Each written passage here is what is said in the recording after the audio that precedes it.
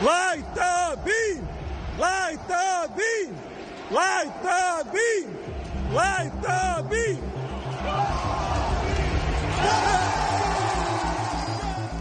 Ah, yes. Light the beam indeed. We are back in the room for another one of these things. Wednesday night edition of the Sports Cave with Biggest Puma. I am your host, as always, Sam Freas, broadcasting live from the greater north side of San Antonio, where we find ourselves less than 2 weeks away from the Cowboys reporting to Oxnard. We are down to 12 days till the Cowboys report. And I know, Cap, you will be happy to know earlier this week they signed a 5-year extension with the city of Oxnard. So, oh, wow. Yeah, Cowboys, as much as I wish they would come back to San Antonio, the only since it's too hot down here, man. Yeah, but you got the Alamo Dome, you got facilities. Yeah. In the last 20 years, they have only done 2 years outside of Oxnard. The 1 year in the Alamo Dome, which was the very first year I moved to San Antonio. So it was awesome. I thought, hey, like we're about to get Cowboys training camp every year, at least for a few. Did you go every year? Oh yeah. Oh. We so gross. Of course. I mean, I got to see how the fourth string running backs are looking. Is that why San Antonio gets so hype on the Cowboys, because they have the training camp? They're like, did you see that route right there? I mean, did you see that route? Oh man, we going all the way this year. The years of connection with the Cowboys have been tested with the Oilers and Texans now. But yeah, this is still a Cowboys city. It generates $3.6 million for the Oxnard and the surrounding areas out there. What's the population of Oxnard? It's like 20,000 people. Oh, that's good for them. Yeah, it's a small little town. Yeah, it might not even be that much actually, but do they humble themselves and like sleep in like a Holiday Inn or something? So a lot of those people, what they do is they Airbnb their houses during Cowboys training camp and make a killing off of idiots like me that believe it is. It's gonna be the Cowboys year. Oh yeah, they take full advantage of us. Hey, honey, I got you a vacation. We're going out of town. Where? Oxnard. Okay, all right. It's not as small. How about 200,000 people, not 20? Okay. But that's the greater. I thought it was like one of those towns you drive, like you're driving up to Abilene, one of those 15 towns you drive through. That's no, it's not.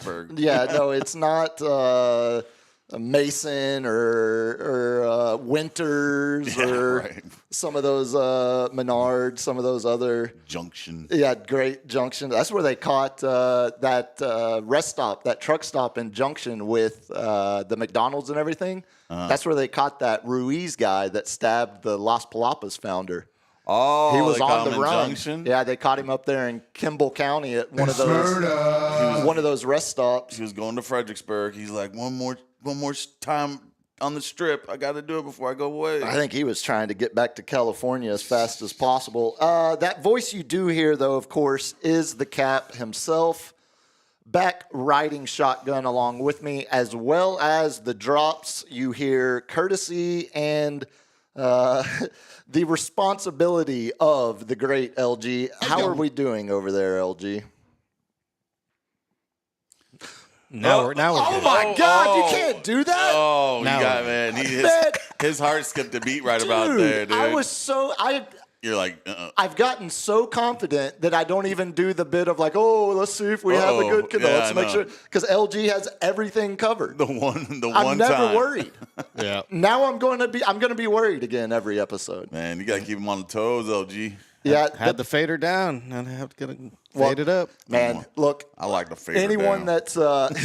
Anyone that's run a board knows that's where you can get into trouble. There was one night where I was running a board after a Rampage hockey game.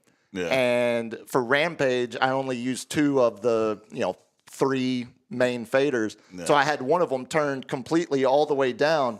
So I do the game. I'm like, I'm still pretty young, or not young, but pretty early in doing, live sports. And so I'm, a game that didn't go off air is an accomplishment. It's like it was a successful night. So I'm. It's not a professional game. We're going minor leagues here. Yeah, no, that's where you cut your teeth. That's where you learn, as LG can attest. Did you hear that play-by-play? But hold on, the one like I'm walking out of there feeling good, feeling confident, and then about 30 minutes later, I get a call from the boss that's like, we're getting dead air during the commercial breaks. Do you know what could be causing that?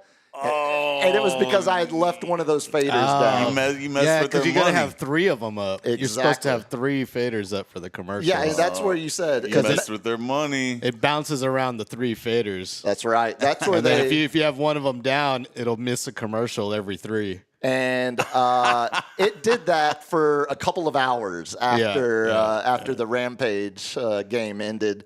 Until anyone who's the safety valve basically on that one? Me. You. It was me. There's no one after you. It's just you. No, are the it's guy. It's Dan or the station manager or the technical guy. Yeah, he's supposed to you're supposed to have an LG.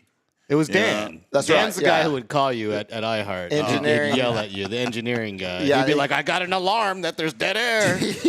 What's going on? Look, and as LG can also probably attest to, it happened way more frequently than, at least for me. LG's actually good at production and good at running a board. I was a bit like a chicken with my head cut off, just hoping we stayed on air for the entirety of the game. Hockey was fun. Hockey was fun. I miss minor league hockey. If nothing else, I miss it for the back when I worked at Cox when Kiss and Eagle had the theme nights and they just set up couches right along the ice. It was perfect. Yeah, that's beautiful, man. I told you I almost got hit by that puck with the iguanas. Never went to a Dragons game, but literally me and my friend had the bro seat in between us. You can't sit next to each other. Of course not. We gotta have that little spacer. Yeah, because that's the only thing that's determining your sexual fluidity. My heterosexuality was at stake. If I sit next to a man, now you sound like Mike Johnson. Like I might be too tempted, or Mike Pence when he had to have his wife in the room for any time he met with a woman. You can't have that temptation. But not that there's anything wrong with that. Yeah, no, there's none.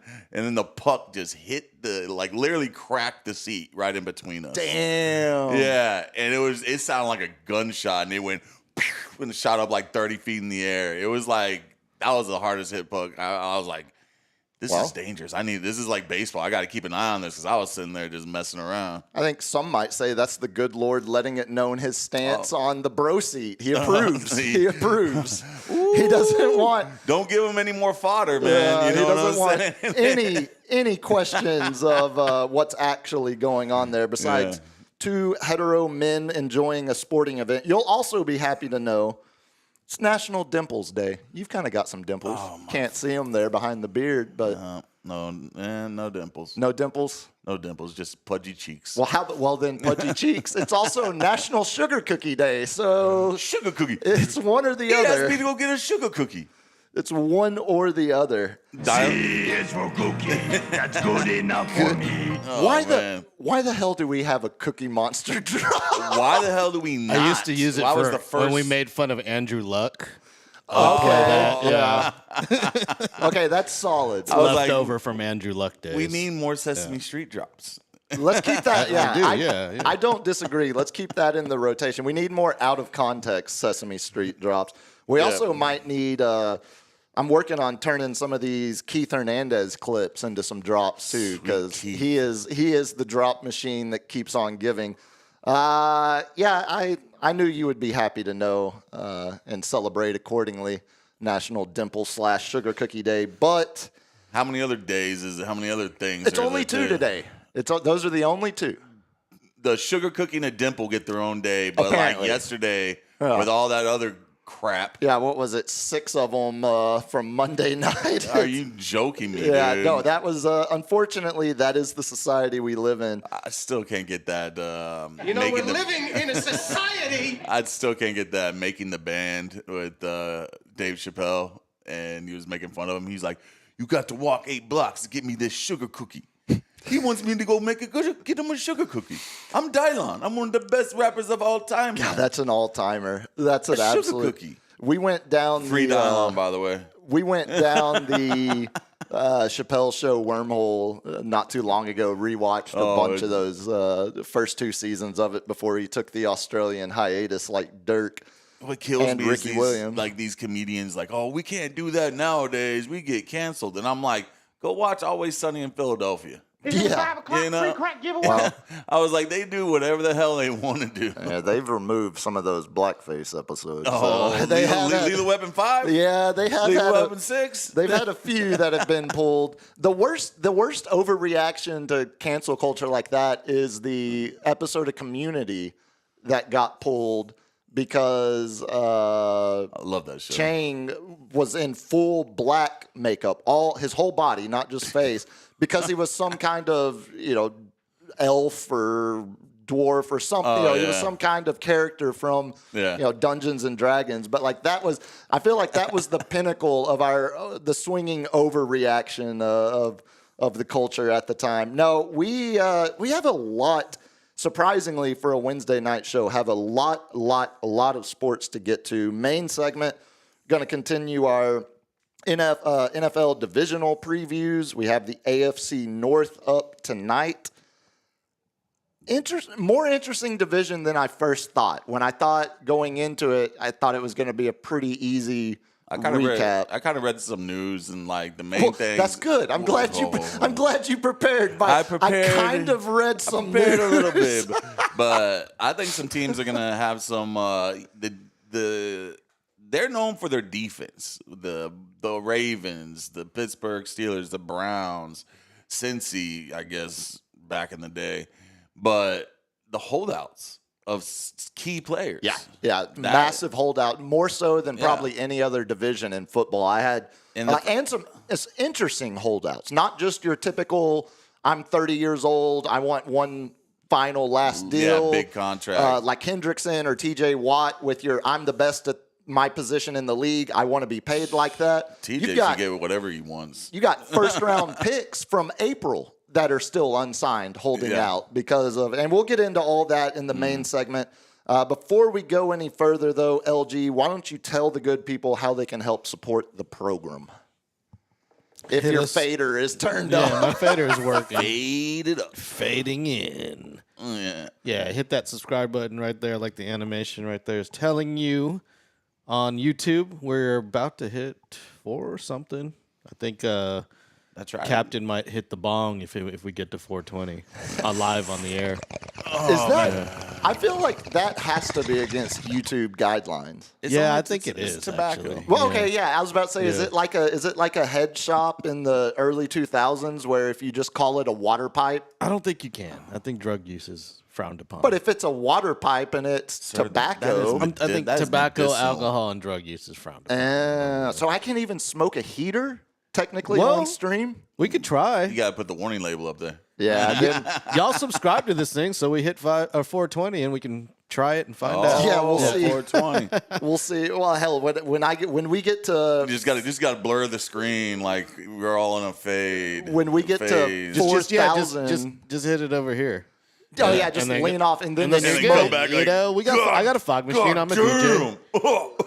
The smoke's just gonna waft across like it's an old Muhammad Ali fight where everyone's smoking in the arena, and it makes for the perfect lighting for all those classic pictures. Yes, You know hazy. what? I do hazy see pics. on like IG like where they do those. I mean, it's ridiculous where they hook up a leaf blower and they put like a cylinder over a whole person's body. Oh, to get and they put like a pound of it in there, and they just sit there and just leaf blow it and light it on fire with like a bunch of torches. And do you remember there was just wasteful? It is wasteful. Entirely wasteful. Last year, or maybe it was earlier this April, on 420, there was a Detroit news reporter that was doing like live hits, man on the street kind of deal. Yeah. And he ended up standing next to one of these, one of like a booth that was set up that was exactly like that. It was it was a leaf blower to light this giant oversized water pipe. Yeah. And so he's reporting on it. And then he's catching all that stuff. An hour later, they go back to him, and he is gone. His eyes are barely open. He's like, huh? He can't even finish a sentence without just trailing off in giggles as he's trying to report and he appears to be a very straight-laced newscaster in the first report, and then that might be a good E-Bombs corner to finish we with gotta find next that week. one. Now, who knows what we'll do if we get to 4,200 subscriptions? Well, that's a whole nother thing. But in the meantime, you can leave us. You can leave us. Yeah, we need money, so you can leave us a tip at buymeacoffee.com/sportscavelive to add to our mic fund. We are probably like 1/100th of a way there right now. So, help us out. Every bit counts. We do appreciate it. As LG says, and I always emphasize, it's absolutely free. All you're doing is helping us out with no cost. I don't think YouTube's going to blow you up with spam emails. If you don't have an account, just make an account and give us a subscription. I'd really like to see accounts that only have one thing they're subscribed to, and it's us. That would be nice. That's beautiful. I'm doing my work, guerrilla marketing. Are you still snatching phones? I try to snatch a phone, and this girl's like, "No, my boyfriend's gonna see it," and I'm like, "But there's two guys on." Oh, okay, whatever. Yeah, no, I just didn't want to argue with it. No, you're not winning. It was like it's sports, and she's gonna be like, "Yeah, but he knoes I don't like sports." And Well, I'm there's like, technically three, so. Technically. 3 guys. I don't trust the 2.5. Yeah, does that make it better? Hey, Twitter world. Also, for those of you on Twitter, it helps us out if you retweet the live stream as well. Oh, yes. Appreciate that. Dude, tag us, Hit that highlight retweet, us. quote it, do what you want. Be Yeah, like, look at man. these 3 idiots. And it helps. Or like the guy that replied the other night asking if it was Gallagher on the far left of the screen. I just replied yes. Yes, you should bring some actually. watermelons and Yes. just like start Okay, smashing. that's what. Okay, when we get to 500 subscriptions, that episode, I will dress like Gallagher and smash a watermelon. Do we get to shave the top of your head? I'll wear a bald cap. There's again, who knows what we'll do if we get to 4,000. Speaking of Chappelle, remember old Black Gallagher?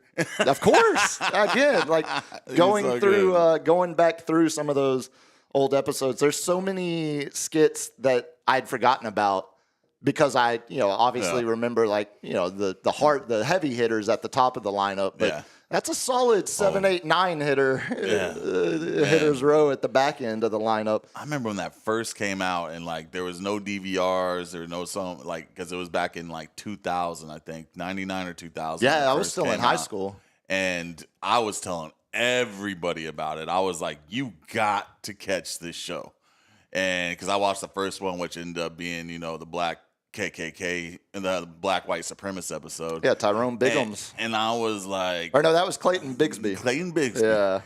He divorced his wife later.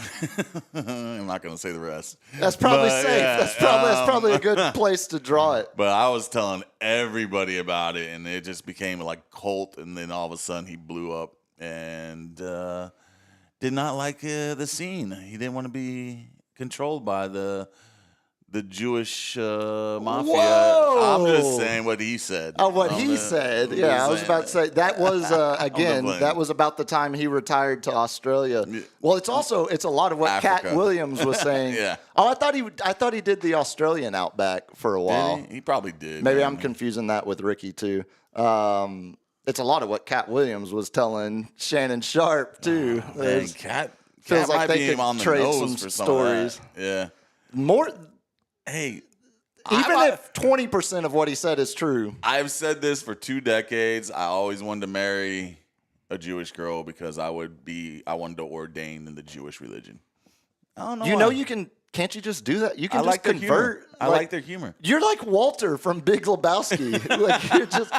You're like Walter. You're not even. Shomer you Shabbos, married. man. Yeah, exactly. I can't answer the phone. I'm not even supposed to be answering the phone, dude. That's why it's an emergency, Walter. Still holds up. Still holds up. All right. Well, again, before we get into sports tonight, I feel like with the small but growing platform we do have to mention we might have lost. We're now looking back at the Hill Country, now up to 119 reported passed away, with over 160 still missing. So I will. That's what scares me the most, man. The 100. I mean, we're talking. It's going to be 300. Dude. Close to it, yeah. Unfortunately, so I will reiterate. If you can donate, please, communityfoundation.net is a great place where the money's going straight back into the community. If you have, I know there are some volunteer opportunities. If you can, take the time and go up there. And who was it? Robert Plant, who lives in Texas now. I saw he was up there volunteering. And I know this is one of those weird things where, like, a celebrity's life is no more valuable than anyone else's. Like, I saw, or any less value. You know what I mean? Yeah. I saw Pat Green, a Texas country legend. He announced, he let it be known that his brother, sister-in-law, and 2 of their children were among the dead in the flooding. So again, it's not that they're more valuable than others, but just to see the large effect, the huge impact on the web, like from the smallest to someone someone everyone knows. It's hitting everybody, unfortunately, and we're still, as the recovery efforts continue, there are still plenty of ways to help. I saw they were also doing blood drives as well at the different. I'm giving blood tomorrow. Clinics. Are you? Yeah. I got that good old blood. Oh yeah, that's valuable. Universal. Yeah, I do that's it every valuable. 3 months, man. So again, communityfoundation.net if you can help. I feel like we're going to be, this is obviously going to be top of mind, for a while. I mean, for the rest of the summer. Yeah, man. at least. The cleanup and how much we figure out, like, then unfortunately there are going to be some people, just because when you have a flood like that, everything's buried. They're like pulling out. You see a piece of a car that's just buried underneath the mud, and you have to excavate that out, and that's just that could take years. Yeah, I think it's. I will. We got the governor released his agenda for the special session coming up, and little governor Dan Patrick, lieutenant governor, he's saying in press conferences that the state plans on funding flood sirens along the river, of course, by next summer. Well, look, at this point, it should have been done before. There's going to be a lot of back and forth about why it wasn't done before. But at the end of it, if it gets done by next summer, that's a good thing. We can all celebrate and then parse through the partisan arguing of why it wasn't done before. Because again, there are valid questions to be asked. But let's get something done. I think simultaneously. What I hope this just encourages is, as much as like, hey, I might agree with you, but like we should focus more on stuff like public safety and stuff like this instead of worrying about minute stuff like girls and guys sports that all 5 college athletes are doing. This is where it's like there's more important issues than this, even though I might agree with you. You know what I'm saying? I think the best way to put it is this is an actual agreeable bipartisan role of government that everyone can support. Like this is like whether you believe in big government, small government, if you believe in the smallest libertarian government possible, safety of the civilians, of the citizens is probably one of the few things that a small government supporter can get behind. So, especially camps where children are at and stuff like that. That's just... No one's going to be like, oh, I don't want to pay an extra 2 cents in taxes to put some sirens up. No. You would hope that's the case. And hopefully the legislature actually has the ability to get that passed through as quickly as possible in this special session. But they've also got to worry about THC and whatever else they're going to... I mean, the agenda is long, but hopefully that is the first thing. Walk and chew gum. Exactly. That's all exactly. I got to say, man. We can simultaneously do multiple things. Okay. A lot of sports to get to. So we're just going to start, as we normally do, with what I watched. And this... we don't have to go very far back to get to what I watched, because this afternoon, about 1:45, I settled in for what I expected to be. I thought it was going to be a good match. I thought it was going to be a pretty compelling 2 hours of television viewing, and within 27 minutes, the game was over. Like I started nodding back off. Yeah, I know. We were all texting back and forth, at the beginning of the game, and then We're talking about soccer, by the way. after that, good call. We're talking about the PSG demolition of Real Madrid earlier today. Ends up 4-0, but PSG scored. I think the first one was in the 8th minute, and the third one was in the fifth minute. 5th minute. Yeah, 5th minute, and it was just you could just see that. I mean, Real Madrid had a couple breakaways, a couple counters that were good. They had a couple opportunities, but it was PSG that just the skill and then the sloppiness, man. The defenders could not have been worse in the first 15 minutes than I've ever seen. Yeah, on Real clearly looked like a team that was missing 2 of their regular starting defensemen. and I guess they were. Trent Alexander-Arnold ended up having a slight injury, so he was missing. And then the big money defender they just signed this summer, he got a red card, so he was missing today's game and would have actually missed the final as well. So even you then, you get 2 games for a red card. Yeah, if it's a straight red. Oh, if it's a straight red. Yeah, okay. because he had gotten that red card in the like 106 or 96th minute of that last game when Real had to hold on at the end to get through. Yeah. But still, Real Madrid, your backup defensemen are still usually better than 90% of the rest of the world. Their second goal was a straight whiff by the defender trying to kick it back to the goalkeeper. And he just totally missed the ball. And then the forward just has an open run and scores. Yeah, there was a part of me that, I still remember Thibaut Courtois fondly from his time at Chelsea, the now Real Madrid goalkeeper. Yeah. And it was one of those games where a world-class goalie like him still had no chance. It's like in some of these Stars games where Otter gives up 3 goals and they pull him.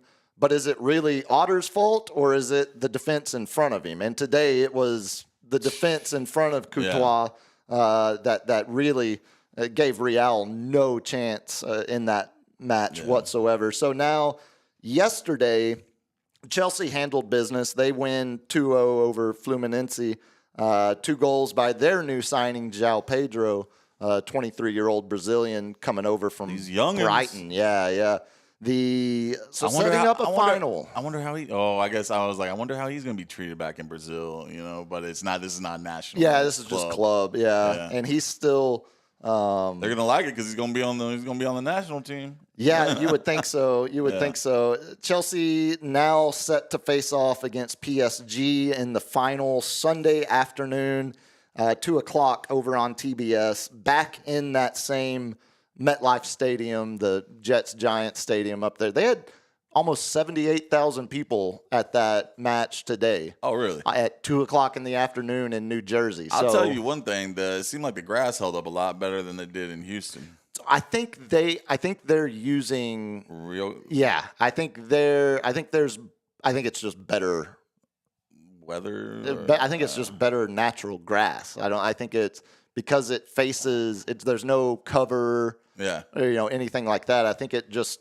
I just know that's the land of the ACL tears for football. Yeah, that's true. Man, I hadn't thought about that. Yeah, why would it be one case in football but not the case in soccer? It could just be coincidental. But, when you have that many ACLs go down in one stadium on one turf that's different than everybody else's turf. It could be like like how everyone thinks the Chiefs get all of the calls, but I went back and looked it up. Oh, you mother! They were actually the 6th most penalized team in the NFL last year. Yeah, because they hold. They constantly hold. But it gets called. Not all the time. Right, because you're never going to call 100% of holds. They were the 6th most. So, as I've always said. In the regular season. Yeah, there you go. Let me add that. I will say, in football, it's all about momentum. When do you have momentum? And Momentum isn't real. Momentum doesn't exist. You are ridiculous. When you have a third What down. wins games is actual ability. No, you can kill momentum. Like it's the player's drive. If you're feeling good, you're going to catch that ball. You're going to hit that route harder. You're going to go a little bit harder on the block. I don't think professional athletes operate like a junior high endorphin rushes is can't just control it. Like it's science, man. That's why do you think home teams have an advantage? Their team I don't think they do. They get pumped up when the crowd's getting inside it and they're like, yeah, it's like okay, let me ask you this. Have you ever been you've been doing an event? So let me ask you this. If a home team gets pumped up, why does the visiting team not get pumped up when they silence that crowd? But it's hard, like it's them reading the calls. Dude, there's a reason why it's called home field advantage. And there's a reason why it's a big misnomer. And it's an advantage. And why it's cratered in the NBA over the last half a dozen years. Well, we're going to argue about momentum forever because I jokingly say that as a hardline stance because I believe it's way more about actually having better players making better plays. You don't think the guy refs in the stands? The refs can't pad the stats, being like, "Oh man, there's 10 calls that we have for the Ravens, and we only have 2 for the Chiefs. Well, let's give them a couple holding calls, little piddly calls towards the end while they have the lead." Yeah, no, it's like instead the Ravens get the 3 and 13 that they convert. Offensive pass interference. That kills your momentum. That kills everything. It takes the breath out of you. So, like, when a team – okay, so under that idea, when a team goes down and scores with a minute left in a game, a minute and a half left in a game, they score to take the lead. They have all of the momentum in the world, right? Yeah. So then how do you explain it when a team down gets the ball with less than 2 minutes left, drives and scores the game-winning touchdown with zero momentum by that same definition? It's still about pressure breaks pipes, man. Right. It's about players making plays. Anyway, I'm not saying players can't make plays. No, I know. It's going to be a fun debate because there's a lot of it. It's one of those. I'll put it in your reference. It's like being at a Stars game. Okay. And the feeling of that crowd, and you have a different feeling, and you're more amped up. What if you were playing? You get that feeling of your crowd and you're getting amped up. You're going to be a little bit faster. You're going to be a little bit stronger. See, I don't think you are. It's adrenaline dump, don't think endorphin dump that is natural speed for us. But these guys have spent their whole careers harnessing that so that it doesn't affect their play. So I don't think it affects it negatively, but I also don't think it affects it positively. I think it still is just individuals making specific plays that either lead to winning or losing. I can't wait for this season. I will point out the LG. Get ready for the clips. Trust me. Like Get ready for the clips. It's going to be back and forth because it's one of the. It's like a lot of things where we just form a narrative around something and then everyone accepts it, and then the data actually says, "Well, there's no support." You're killing me because you're actually like, I saw it, I watched it, and you're telling me what I saw wasn't real. And everybody else saw it. Everybody else was like, "Wow, the Chiefs really got that was the last hold on the game. They didn't call that. That would have when Duke blew the game here in the Final Four against Houston and gave up the 13-point lead with 6 minutes left or whatever. At what point Duke had all the momentum all game, and then they started turning the ball over and missing shots? That wasn't because the momentum switched. No, it didn't. The momentum switched, and they started playing harder on defense. No, they just started missing shots. They started playing harder on defense. Okay. They started getting a little bit faster. I'm not going to convince you yet, but I'll keep trying. Okay. The winner of that game Sunday, not that PSG or Chelsea need the money, but the winner of that game is going to get $125 million. Ooh, let me get a mill. That's pretty good little chump change. And PSG, we talked Monday night about the Bills and how they've been, perpetually close, but they're 0-4 against the Chiefs in the playoffs. That's basically been who PSG has been for the last 3-4 years. So they've been the Bills. They've been the Bills. And now they got their breakthrough this year. Was 26 straight or 27 straight? Champions League. Which one?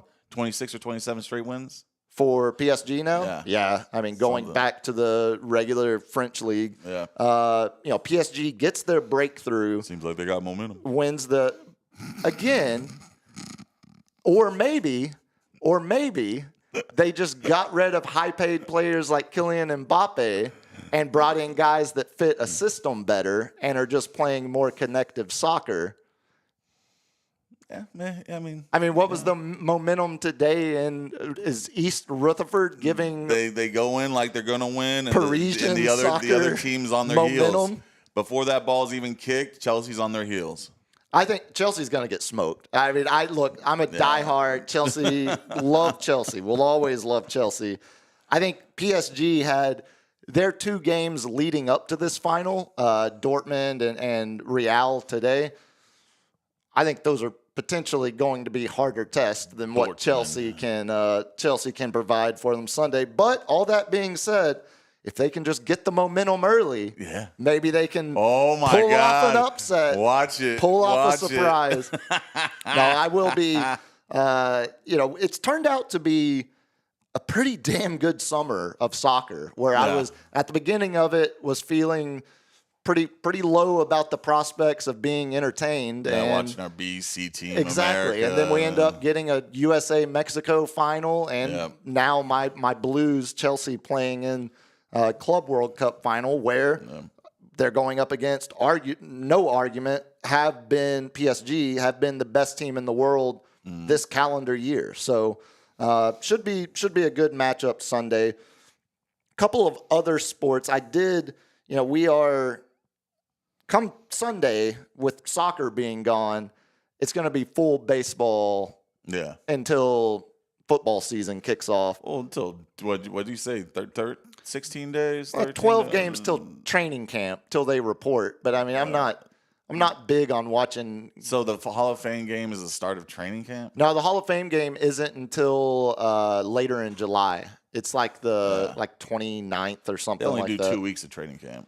Like the mandatory. Oh, yeah. But then the Cowboys opened their preseason against the Rams, and I think that's technically the first week in August, actually. That's a no. Because that Hall of Fame, it's preseason. It's a no. It's preseason. I hope it is. I hope it's an L because none of them played. No, last night I picked a good night to check back in on my Red Shoe Rangers. End up smoking the Angels 13-1 last night, and oh man, those Angels are so good. I think right now they're better than the Rangers in the standing. Yeah. I think they are. I think they were until last night. The battle of the under 500 teams. Well, the battle of the perpetual underachievers, Angels, a team that had Trout and Ohtani and couldn't even make the playoffs, and the battle of the biggest underachieving team in MLB this season, the Rangers. Yeah, the Rangers are 45-47, and the Angels are 44-47. Yeah. I need your Yankees to beat up on the Mariners, so at least they're not that far ahead in the wild card. But we doing our job. Oh, tonight? Good. Last night, we've seen this Rangers offense score a bunch of runs.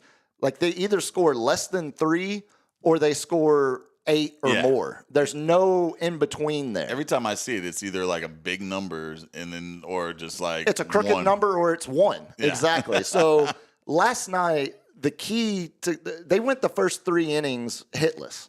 They had nothing going on, but they were drawing walks.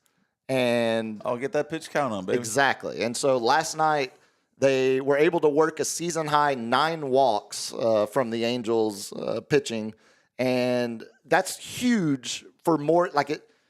Obviously, not putting 9 free runners on base is a good way to generate some runs. But in the bigger picture, the Rangers have the second highest swing rate on pitches this season of any team in the major leagues. Swing and miss, or just swinging? Just swinging in general.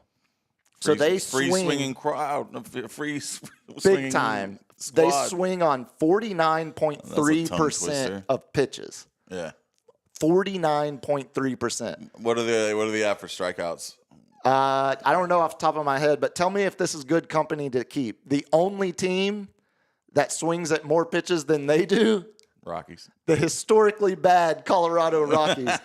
The Rockies are right at 50%, almost dead even, like 49.9%, and the Rangers are at 49.3%. So potentially, if we're seeing some kind of changing strategy offensively, maybe I can still wear my hat with a little bit of hope for the rest of it. A little bit of Ranger pride there, buddy. They're not too far behind the wild card, but the division is absolutely gone. I mean, they're 10 behind the Astros, and what the Astros are doing is just you lose Bregman in free agency, you trade Tucker, and yet you're still sitting there with a. They're gonna have to fucking pull their sack up and cough because there's something buzzing around there. You're or maybe they're just the best run MLB franchise of the last decade. They've won their division 8 straight times, excluding COVID. Once again, besides last year, and when did it start? Like last year or the year before, you played your division a third of the time, and this is the worst division except for the As Houston we've talked about, Astros. it's not the worst. Statistically, it's nowhere close to the worst. Beat up on like scrubs. You pad the stats for Houston, man, and then they were cheating. So yes, and again, as we talked about, almost every team in the MLB was cheating. That's why the league sent out a memo saying remove the cameras from the clubhouse. You can't say you're the best ran team when you cheated, when you're banging trash cans and having buzzers on you. You're good. Like, hey, you have great players, all-star You realize talent. your guys were busted for using cameras as well, just like the Dodgers were, just like... We're talking about the Astros. Oh, I'm sorry. I didn't realize. Well, let's talk about the Yankees then, because y'all did make a move. I know. DFA'd LeMahieu, which isn't surprising if you just look at... He was actually swinging the bat decent. Like it was like a 266, something like that. But for the last 25 at bats, he was batting 500. But he couldn't play third base. Jazz Chisholm couldn't he's a natural second baseman, man, and he just was making errors. He couldn't handle the hot corner. LeMahieu straight up said, I can't do it. His body's just too old. Yeah, what is he? 30? He's a surprising 37 years old. 37. I didn't realize he was that old. He played with the surprisingly bad Colorado Rockies, won a batting title with them, he's a 2-time batting title winner. And he won one with the Rockies, and he won one with the Yankees, the only player to ever do it in 2 leagues, the AL and the NL. He's the only one? Only one. Man, that's surprising. Yeah, so 2 different teams, 2 different leagues. He won the batting title. Hats off to him. He was a big part of our core Yankees, the La Machine. We could count on him for hitting with players in scoring position like it was, rigged dice. What like was banging it? A trash can. You talk about that core of the last 3 or 4 years. Was it 2021 that they gave him the 5-year, $90 million deals? Because he still has like $22 million left on the books y'all are just eating to tell him to kick rocks. We gave him that long contract right after the 7-game series with the Astros, where it was, that was the whole Buzzergate crap. And, it was right before COVID. So 2020, he got the contract. He did good, got injured a couple times.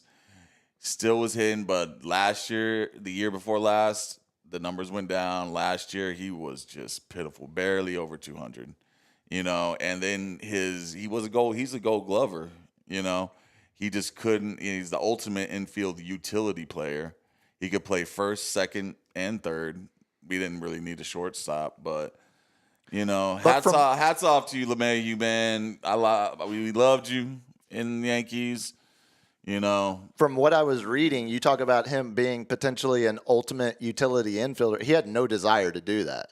No. He did not take the demotion well at all. And I think he thought he probably had more leverage because of that contract number to kind of make some noise and raise a stink about it. And they quickly were like, oh, you're going to be that upset about it? We'll just we'll just move on. Yeah, the leverage is the fact that, Chisholm was younger. We're going to keep him longer. And he really is not comfortable at third base. And it was showing in his batting. Even though when he's come off the IL, he's hitting probably 400 right now. And just with power. He just hit 2 home runs today. So we needed Chisholm to be comfortable. It seems like today he's back at second. The past 2 days he's been back at second, and he's hitting 3 home runs. And it's like, yes, feel comfortable, Jazz. You my man. Yeah, Let's keep it going. I think he can probably get comfortable back at second base because I would think, depending on what's available out on the trade market in a couple of weeks, I would think the Yankees are looking more for a third baseman because they need more pop. And you're not getting we have Peraza except for there. Dan Uggla's 1 year as an all-star. You're not getting the kind of pop y'all need at second. Yeah, Peraza, he's ultimate glove, man. That guy's done some wizard stuff. But he's batting 160. So, he needs to take a stint down in the AAA, AA for a little bit longer. But we've been open to saying we need a starter, a relief, and a infielder. And the infielder is not going to be first base. It's not going to be second. It's not going to be short. It's third. Yeah, naturally, it's looking like third. I think we're set up because there's so many teams that are, like my Rangers, that are not in the heart of a playoff race but aren't ready to fully sell because of potentially getting hot and making a wild card run. I saw this stat, 2023, the year the Rangers won the World Series. I don't think a lot of even Ranger fans remember how poorly the second half of that season went. So they start the year not won the World Series? Regular second half of that regular season went. They started the first half of the regular season, they were on pace and breaking some, 1920s Yankees offensive numbers. Yeah. They were insane. The whole lineup was having career first half of the season. And so expectations rose, and it was, Simeon and Seager being all of a sudden, it's this is just what it's going to look like for years now.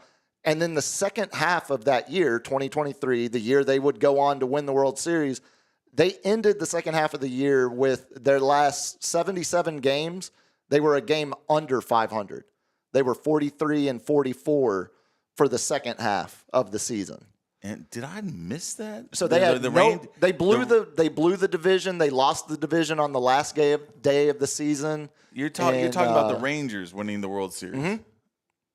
Yeah, they had a great first half. 2023, and then they were terrible in. I don't know where was I? I'm totally blanked on that year. 2 years ago. Yeah. I didn't know. Oh, that's all. Oh, maybe because I was like, all right, all you Astro fans gonna be Ranger fans again. Who did y'all play in that run?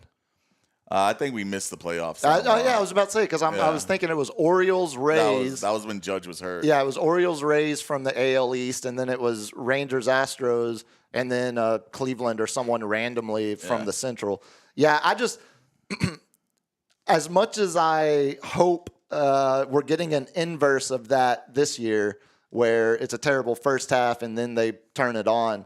I don't think you're going to get that without any kind of additions being made. So I think we're setting up for a pretty interesting lead up to the trade deadline because there's so many teams that aren't willing to sell yet, which also could stunt some of the moves because there might not be as much available outside of your cellar dwellers. We need the starter, man, because Mark's Schmidt went down, but we got Schlittler. You keep calling him Mike Schmidt like he's the Hall of Fame third baseman, and he's just started. It's Clark Schmidt, right?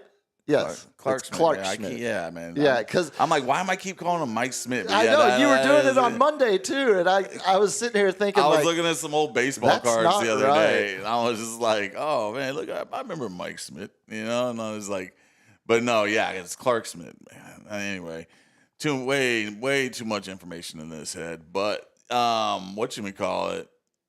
We just called up this kid today. Parents got in a van with all their family members and drove up to the Yankee game. Had his first start, first time at the show, throwing 100.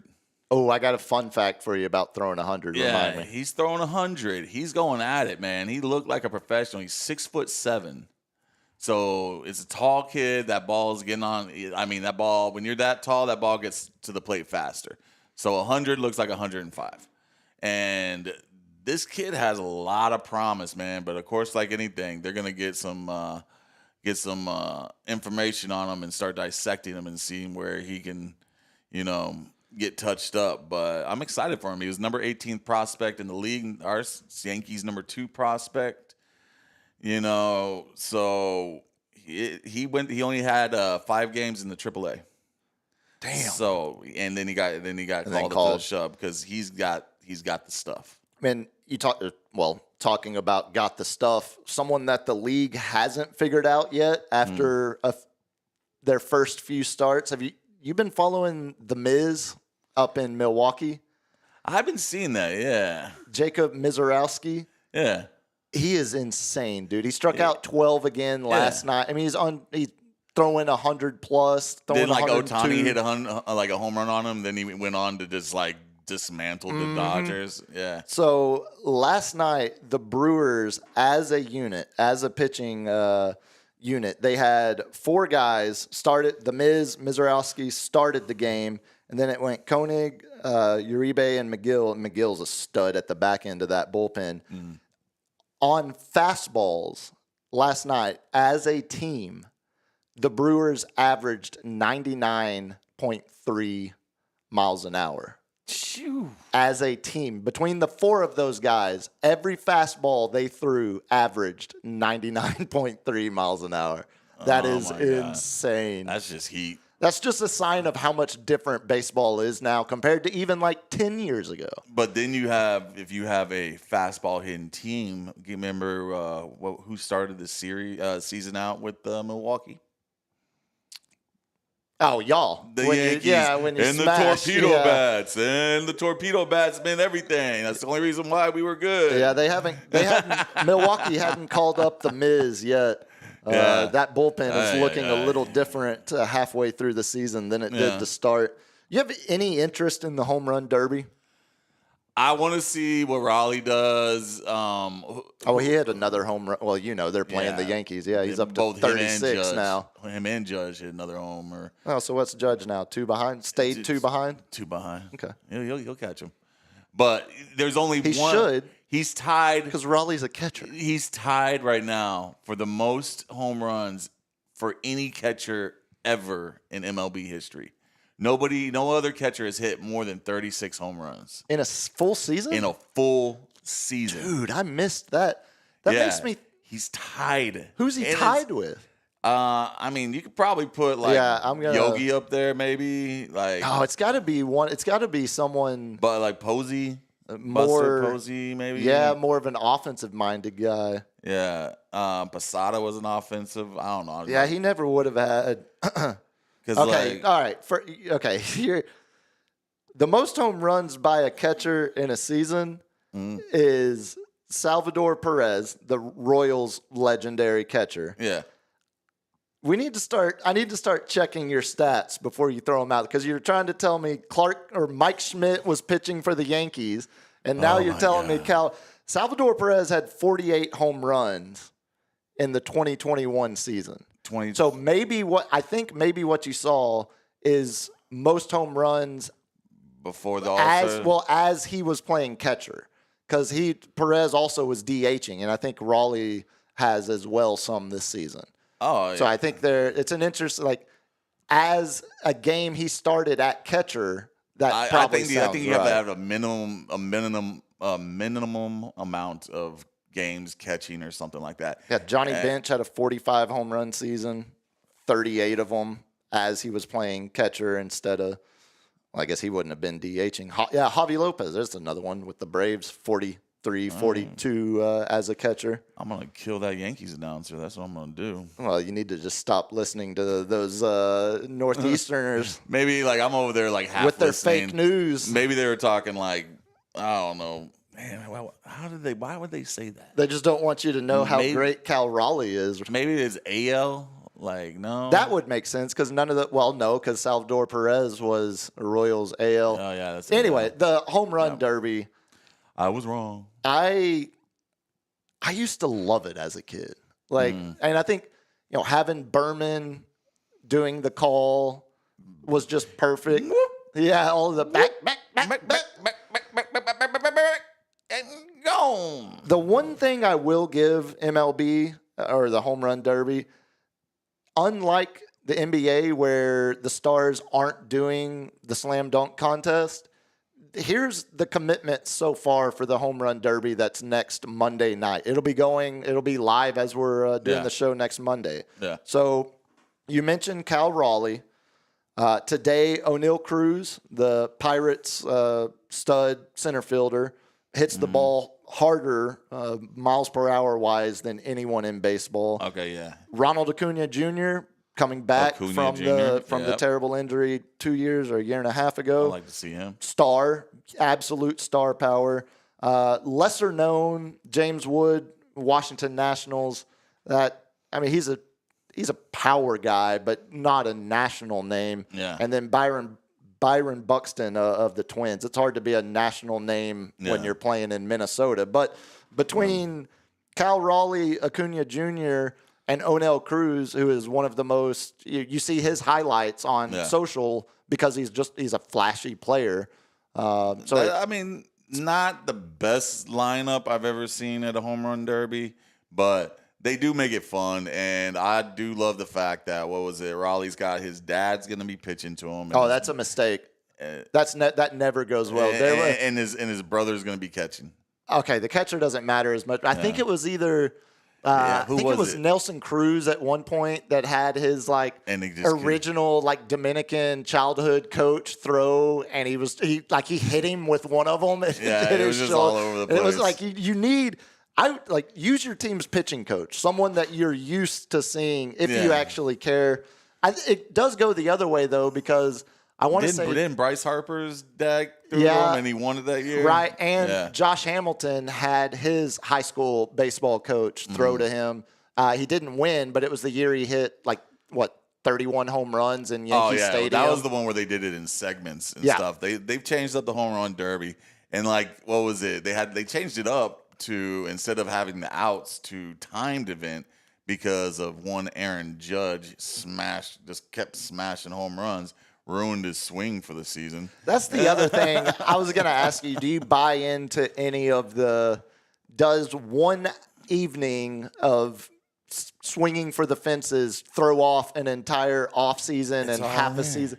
It's all in here. If you think Judge isn't mentally strong enough to handle when it was his second, third year. Yeah, I guess he wasn't. I guess not. No, I guess he wasn't. At least we can agree on that. I know he was in his head during the playoffs last year.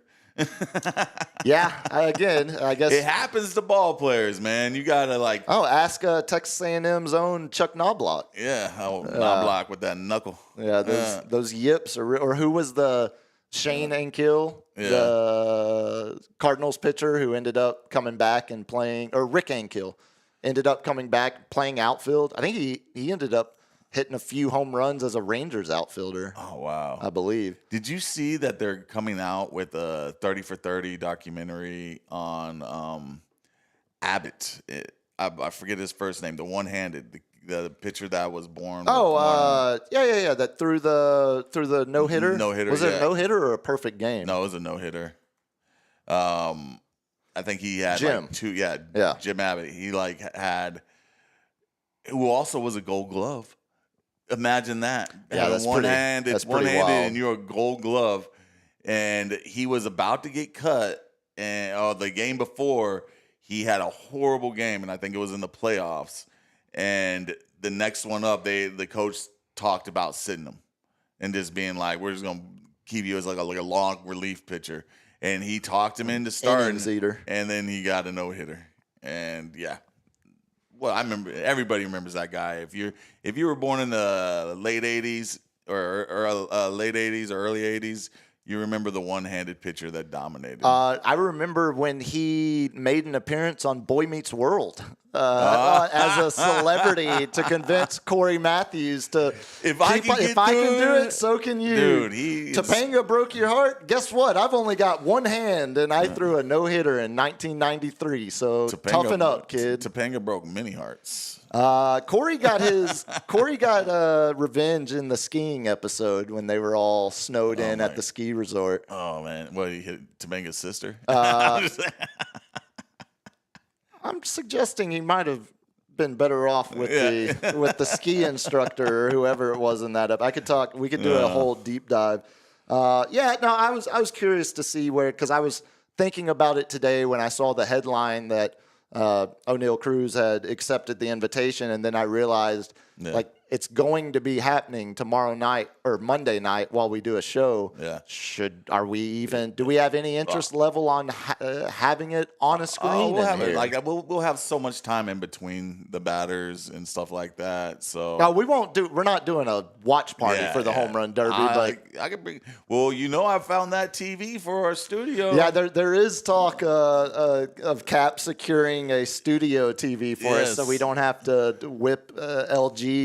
$55 out of my pocket, but it's a 55-incher, man. I was like $55. $1 for every inch. In some parts of the world, that's a hell of a deal. Let's talk some NBA before we get into the main. So if you have to ask, you can't handle it. Let's talk a little NBA before we get into the main segment, because there was Spurs made another deal. It was announced out of nowhere, but it's a deal that makes a lot of sense, and a lot of people. It gives us depth. It not only the deal on the surface, it's Malachi Branham, 20th pick from his draft, Blake Wesley, 25th pick from that same draft. Two guys that you were hoping you're taking in the 20s. You're hoping one of them pops to develop into more than a role player. Yeah. Wesley showed more seemingly interest in trying to develop himself. Branham seemed a little disconnected, and I think he never recovered from thinking he was going to be drafted higher than he was. And, even last year was sent down to Austin to play games. So Spurs aren't losing. Got humbled and didn't take it too well. Seemingly a little bit the case. You could even argue the second round pick they included in the deal is actually holding more value than either of the players. Although it's a 2026 second round pick, but it's the least favorable of the ones they have available. So they didn't give up their best second round pick to make this deal. Nice. And then coming back from Washington is Kelly Olynyk, one of the first doppelgangers I ever found in life when he was. I'm a huge Gonzaga fan, as he was playing at Gonzaga. Man. Exactly. Yeah. Well, and he wore before a lot of people did. He wore the little thin tennis band that a lot of chicks wear, but. If you're comfortable, if you don't need a buffer seat and you're comfortable in your sexuality, I would put that. And you have long I'd put the hair. headband on. I'd put the headband on just not to get the sweat in the eyes of playing tennis. And he was rocking that back at Gonzaga. So one, he's a long-haired, tall stiff that shoots threes. I'm already in. Two, he's playing at Gonzaga double. Couldn't be more in at that point. So happy. But yeah, you mentioned it. It's great depth for the Spurs. It's another big man to add to the rotation. I mentioned a stiff that shoots threes. He was 42% last year, career high on 3-pointers on a heavy volume. How tall is he? Is he he's true legit 7-footer? 7-footer, yeah. And he moves well for 7 foot. He's going to be like the backup physical. for Wemby. So when Wemby goes out, this man might be able, and you can run the same game Yeah, plan. I think you're going to see he's call the not same as plays. he's nowhere close to a perimeter creator. Yeah. But he's also not a ball stopper on the perimeter. He's a good kind of like we were talking about Luke Cornett, who they also signed. Between Cornett has the bigger financial commitment. Olynyk's an expiring deal at like $13 million. But another thing to think about.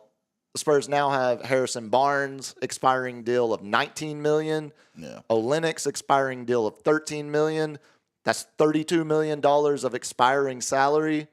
That's a really good way to start the framework of a bigger deal. If they, if they have 40 wins at the trade deadline, and all of a sudden you realize, well, the timeline has, moved ahead exponentially. Now we are interested in doing a big deal. Yeah. It's a good contract to have to move on. Something for a playoff run because we're gonna make the playoffs. Yeah, I will say this. He's a guy, he leads to playoff basketball. Nice. He's not a guy that's going to get you there on his own or anything like that. It's nothing more than a bench depth pickup. Yeah. But it's a great guy to have as the ninth guy coming off your bench, ninth, 10th guy. Pull a 7-footer off the bench that can stretch the floor. Exactly. And shoot threes. And it wasn't just and last just be year. a body down low on defense. He's physical. Yeah. It wasn't just his career high last year. The last 3 years, he's combined over 40% on threes. So he's a consistent threat, consistent option. And it gives you a little bit of a different look than Cornette's going to be more of your old school, true big man. Yeah. Olynyk is going to let it fly from the outside. Yeah. So it's a good option to have matchup wise if you're looking to fill those backup center minutes. And I think he can learn. I think both him and Wemby can learn from each other. For sure. Because he's got the experience. He's got a little experience.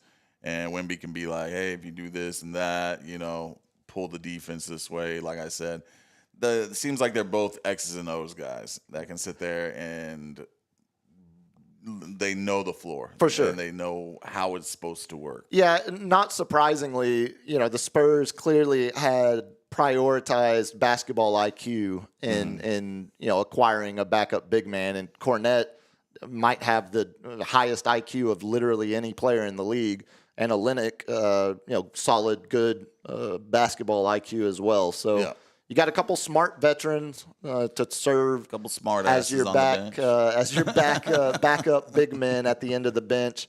Should mention, I think I'm going to watch tomorrow night as we get to see the number 1 pick and the number 2 pick back to back on ESPN. You got Mavs Cooper Flag versus the Lakers at 7, and then I can't remember who the Spurs are playing, but 76ers, Spurs and Sixers at 9 o'clock. So you get number 1 pick and then number 2 pick, and you're probably not going to see many more games. I bet if Cooper plays more than 15, tomorrow night. Yeah, if he plays even more than 15, 20 minutes. Yeah, I think that's max. And I would say the same about Dylan Harper as well. I think the Spurs, there's no reason.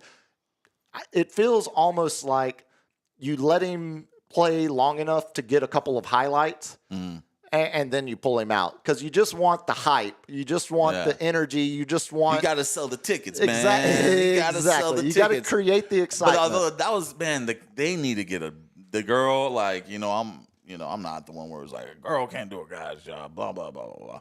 No, but her play-by-play was god-awful, man. Which one? Oh, on the Summer League? Yeah, like yesterday. It was just, she was way behind. There was dead air. It was just, she couldn't talk fast enough. Don't get it confused. Yeah. It's not it's possible for both genders to be bad at that job. Yeah. And we've heard quite a bit of males that are bad at that job. Yeah, so when you hear a female, you don't get a pass just because, if you're bad, you're bad. Yeah. That's the unfortunate. You got to work on it. Work on your art, One of the better ones recently, I don't think she's with the team now since they moved out of Oakland, but the Oakland A's were using a really high-pitched female with a really high-pitched voice to be their stadium announcer. So it'd be like, "Now, buddy!" Oh, that treble. Oh, it was so, and it just didn't match these jobs. This voice and this job don't match each other. Sorry, deep voices, they do something. Exactly. Like solid radio voice, solid DJ, smooth jazz, like David Munoz, that great classic iconic voice. There are jobs that Coming to the stage. yeah, or the happy hour DJ at PTs. Yeah, one or the other. Cinnamon on the side stage. Only other notes I had, there were a couple other trades, but nothing that really moved any kind of needle.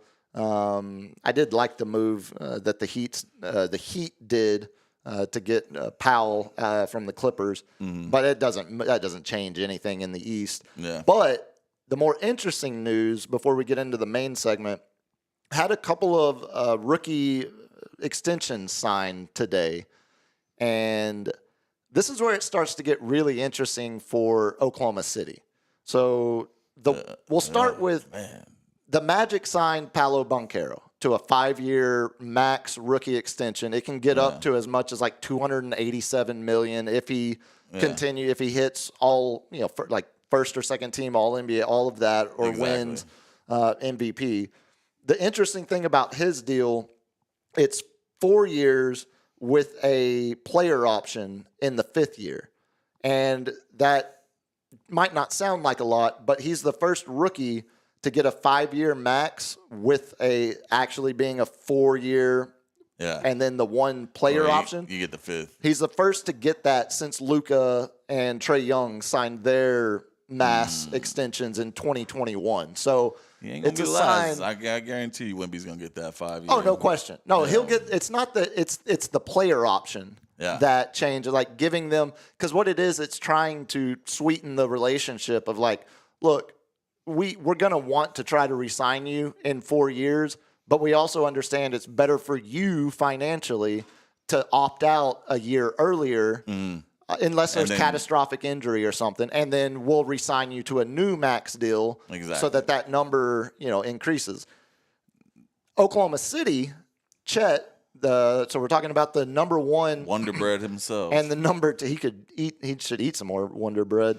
The number one and the number 2 pick from that draft, Chet doesn't get any kind of option. His is a straight 5-year max level extension, and it could get up to about $250 million. So Oklahoma City now.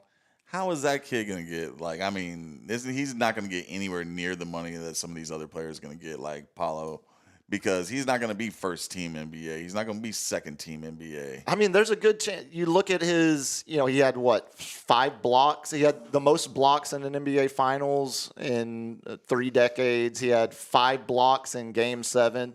The reason I say that is potentially his option or his route to get there would be Defensive Player of the Year. Yeah. Because like Evan Mobley this year, I don't think anyone. You think Chet has any possibility of getting that one? Sure, he averages 2.5 blocks a game. Yeah, I think Wemby would. He just crushes them. But again, like this year, it should have been Wemby, but it wasn't because of injury. So someone had to win it, and it was Evan Mobley, and that ends up jacking up his salary in Cleveland, where all of a sudden Cleveland's looking around at their cap sheet and I thinking, just don't see Chet as the defensive enforcer like he should be. So his plus minus when he was on the court in the playoffs, he was a plus 179. And I know that's not the greatest stat ever, but it does give you a good snapshot of when he's on the court, his team scores more points than the opposing team. And I do think a lot of that does revolve around his over 2 blocks a game. Defensive, I think that has more to do with and him floor stretching the floor. Yeah, but if you're blocking 2 shots a game, that's 2 shots that the other team is missing every single game, and that's when you're looking at the top shot blockers in the league, it's Wemby, it's Gobert, it's Chet, and that is an incredibly valuable. I could be wrong. I think the injuries are the bigger issue. Yeah. I mean, obviously, just like Wemby. I think anytime you have a guy that tall, that fluid, and that athletic, unfortunately, I think the injuries are just you're bracing for them and preparing for them instead of being caught off guard by them. Yeah. Obviously, Chet missed whole rookie season and then missed half of this season or almost half of this season with injury as well. So the question for Oklahoma City, as small market Oklahoma City, they just gave SGA the biggest contract in NBA history. They've now committed potentially $250 million for the next 5 years to Chet. They got to get a deal with Jalen Williams done next. His, really the timeline on that is over the next 8 months to get that deal done. And then you've got 3 guys that are all on max contracts. That's where you start to lose your Carusos, your Hartensteins, your Wiggins or other, I think they're looking to keep or their Casey core. Wallace is now your starting shooting guard instead of Lou Dort because you can't afford Lou Dort. I think they're holding on to it for a year or two, and then there's going to be big pieces leaving. It's the same thing Boston did this year, where you pick 2 of the guys, and the rest of them, you pick Tatum and Brown, and then you trade Drew Holiday, Porzingis, and you have a guy like Derek White who's not on a max, who would honestly be more like their Lou Dort, where they're going to have to eventually choose between, because SGA is not going anywhere.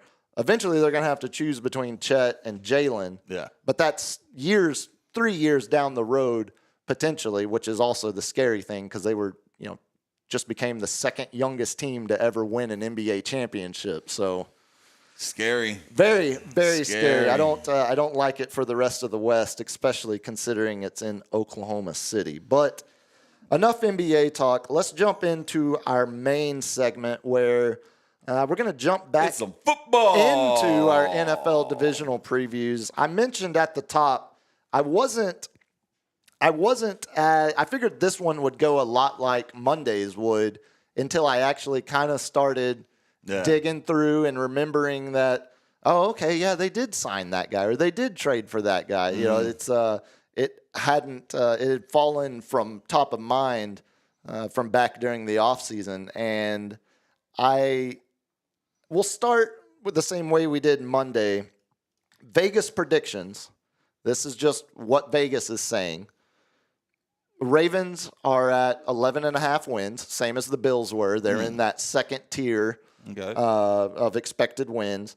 Bengals, 9.5 wins, which... I mean, we all know Joe Burrow, Macaulay Culkin himself. He can sling that ball. He got his receivers. They had to pay big money to keep T. Higgins. And that just means they couldn't shore up their offensive line. Burrow is going to get touched up. And then the defensive side, like we talked about earlier, Hendrickson. He's holding out, man. He's 30 years old. He wants a 4-year contract. They've offered him a 2-year contract with guarantee money. But he wants that 4-year with like $90 million guaranteed. Yeah, he's 30 years old. He wants one last payday. He was the sack leader last year, and they just don't have the money, or they chose. It seems like they chose Higgins over Hendrickson. Yeah, I think the interesting one. And we'll talk about the Bengals specifically here in a minute because I've got some interesting. Yeah. Because they also re-signed Jamar Chase, which was the no-brainer. Yeah. The Higgins one is where it gets a little questionable. But Vegas has Bengals 9.5 is the line. They have the Steelers at 8.5. And then they have the Browns 4.5, tied with the Saints for the lowest total in the entire NFL. Do you think Rodgers could sling that rock? There were times last year he looked bad last year. He did, but towards the end of the season, there were at least moments where I thought, okay, maybe this isn't fully an Aaron Rodgers problem. Yeah. Maybe this is still more of a Robert Saleh, New York Jets chaos problem. Jets being the Jets. Yeah, so we'll start at the top, and this division specifically, it's been actually incredibly balanced, excluding the Browns. The Browns have never won this division one time. They've never won it. They haven't since they came back as the Browns. They haven't won any division ever. So, excluding the Browns, the paper bag Browns, Pittsburgh since 2002, Pittsburgh has won this division 9 times. Baltimore's won it 8 times. And then Cincinnati, surprising to me, has won it 6 times. It doesn't feel like Cincinnati almost has as many division wins, but then Carson Palmer and Heisman. Yeah, Carson Palmer and Marvin Lewis back when he was coaching them to division. I think they got like 4 with Palmer. Right, and now 2 with Sweet Ocho Cinco, Chad Johnson. And TJ Hushmanzada. That was Hujamam. Yeah, that number kind of jumped out at me as a surprise. But Baltimore still chasing Pittsburgh for the most division titles since 2002, but comfortably. In Baltimore, they re-signed Derrick Henry on a 2-year deal. 2-year, $30 million deal. He still looks like he wants to run like he's going to kill your whole family. I had notes, how much longer can Derrick Henry do this? He's that man. He's dude. running like he's 26. He's King still. Henry. Have you seen the workout videos of him running up the hill? Yeah. And it's just like, man, he's getting at it right now. You know what I'm saying? And you got Zay Flowers, who kind of came into his own last year. Started to put up some numbers, because that's always been the Achilles heel of the Ravens, was the receivers, because he just had his tight end to throw it to, Mark Andrews, unfortunately, who made that drop. I had that noted too. The Mark Andrews dropped game-tying 2-point conversion against the Bills last year. But it's the other tight end, Likely.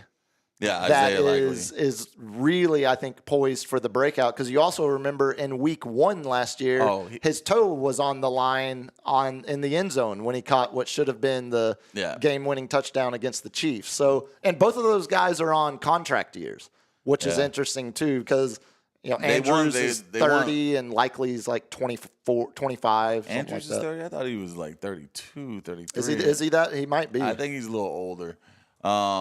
But Andrews, I mean, it just looks like he's gotten he's like a Jason Witten. How old? He's still 29. He turns 30 in September. His body's 34. He's just exactly. I was gonna say he's like a Jason Witten, where he's just like, he still catches the ball and run the route, but he's not that playmaker. Where this is going for a touchdown.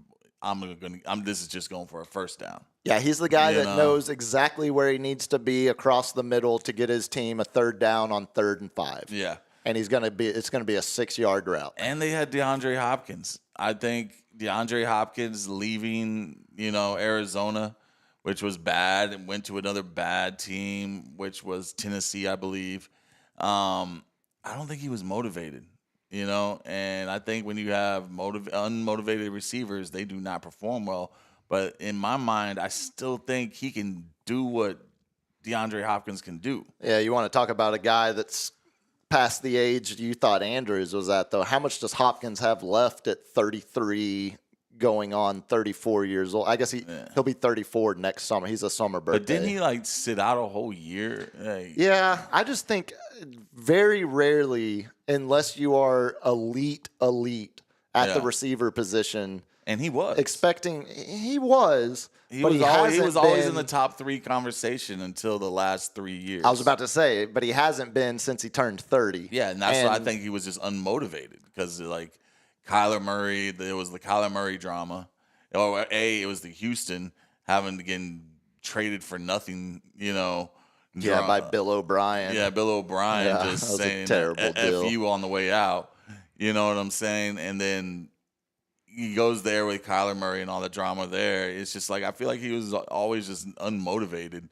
And I'm not sure if he's motivated now. I'm not sure it's going to change the fact that he's 33 years old, and that's where they have him on. They have him as number 3 on the depth chart too. So yeah, exactly. He's not going to be, because they also re-signed Rashad Bateman to a 3-year deal. And they had Tylan Wallace, who was an OSU Cowboy. Oh yeah, I remember. That dude can catch, and he's tall, and he was putting up numbers, man. He was in the running for Heisman towards the end of the year, but he just didn't get enough votes on his 1 year with OSU, which is what we do. We get one good receiver, pump up those numbers, and then they go to the draft. Hey, you take guys that have questionable pasts that are playing JUCO. Hey, we like to give second Tyreek chance. Hill, We like to give second kick your baby mama in the stomach. And speaking of second chances, the Ravens also signed a couple of Cowboys.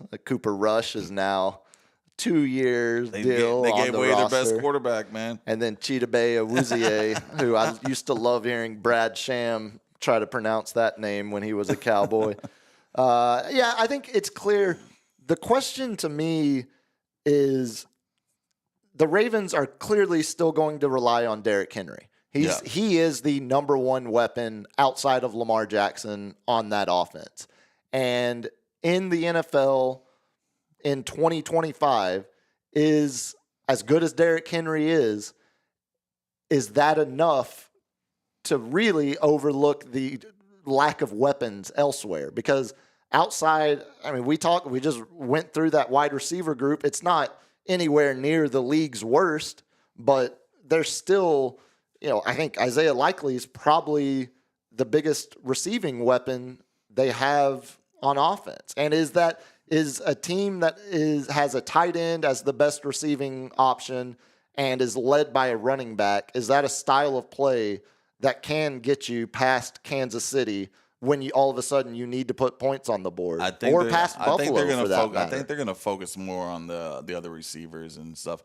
Guess who's not on Baltimore anymore? Steve Smith. Oh, Tuck.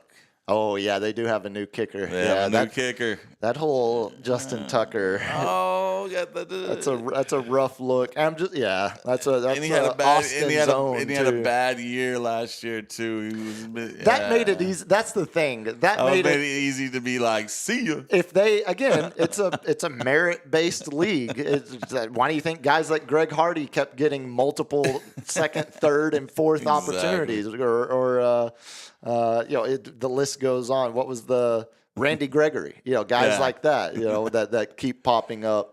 I'm gonna throw you on a bed full of guns and ask you which you pick. You choose which one you want to die by. Yeah. That was Greg Hardy's exact words to one of his former lovers. No, I just have, when I think about the Ravens and the rest of the AFC, there's only two teams that the Ravens are probably looking up at. Yeah. And I think clearly they're looking up at Kansas City, and just based off of the results from last year, they're looking up to Buffalo. I feel way more confident in Buffalo being a team that knocks off Kansas City than Baltimore, because unfortunately, the other narrative that actually has some data to support it is Lamar Jackson is MVP top 3 every year in the regular season. Yeah. And then in the playoffs, the last 3 years, he has a 24th best QBR. Yeah. So playoff Lamar is very different than regular season Lamar. Good defenses contain.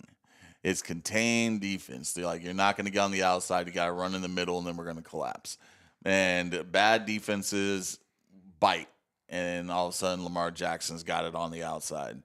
But it seems like this division is going against the NFC Central. Or is that what you call it? NFC? It's either NFC North or NFC, South. It's NFC North. Which is the best division in football, possibly. Green Bay. Detroit, Minnesota, Chicago. Yeah. And that's rough. That's tough. Yeah, man. So, they're going to be tested. I'm looking at this is completely different from any of the lineups I saw last podcast. Yeah, the Bills have a much easier route to clear that 11.5 number. That first game with the Bills that's Sunday Night Football, first game of the season. And then they get a pass with the Browns. Then it's Lions, Chiefs, Texans, Rams. Bears might be the only easy one after that. Dolphins maybe, but that's in Miami. Hey, Bears have former Vikings. Lions offensive coordinator Ben Johnson as head coach now too, so I think they're going to be a little more salty than they were last year in Caleb Williams' rookie year. Yeah, I'm only seeing 3 only seeing 3 that I would be like hands down.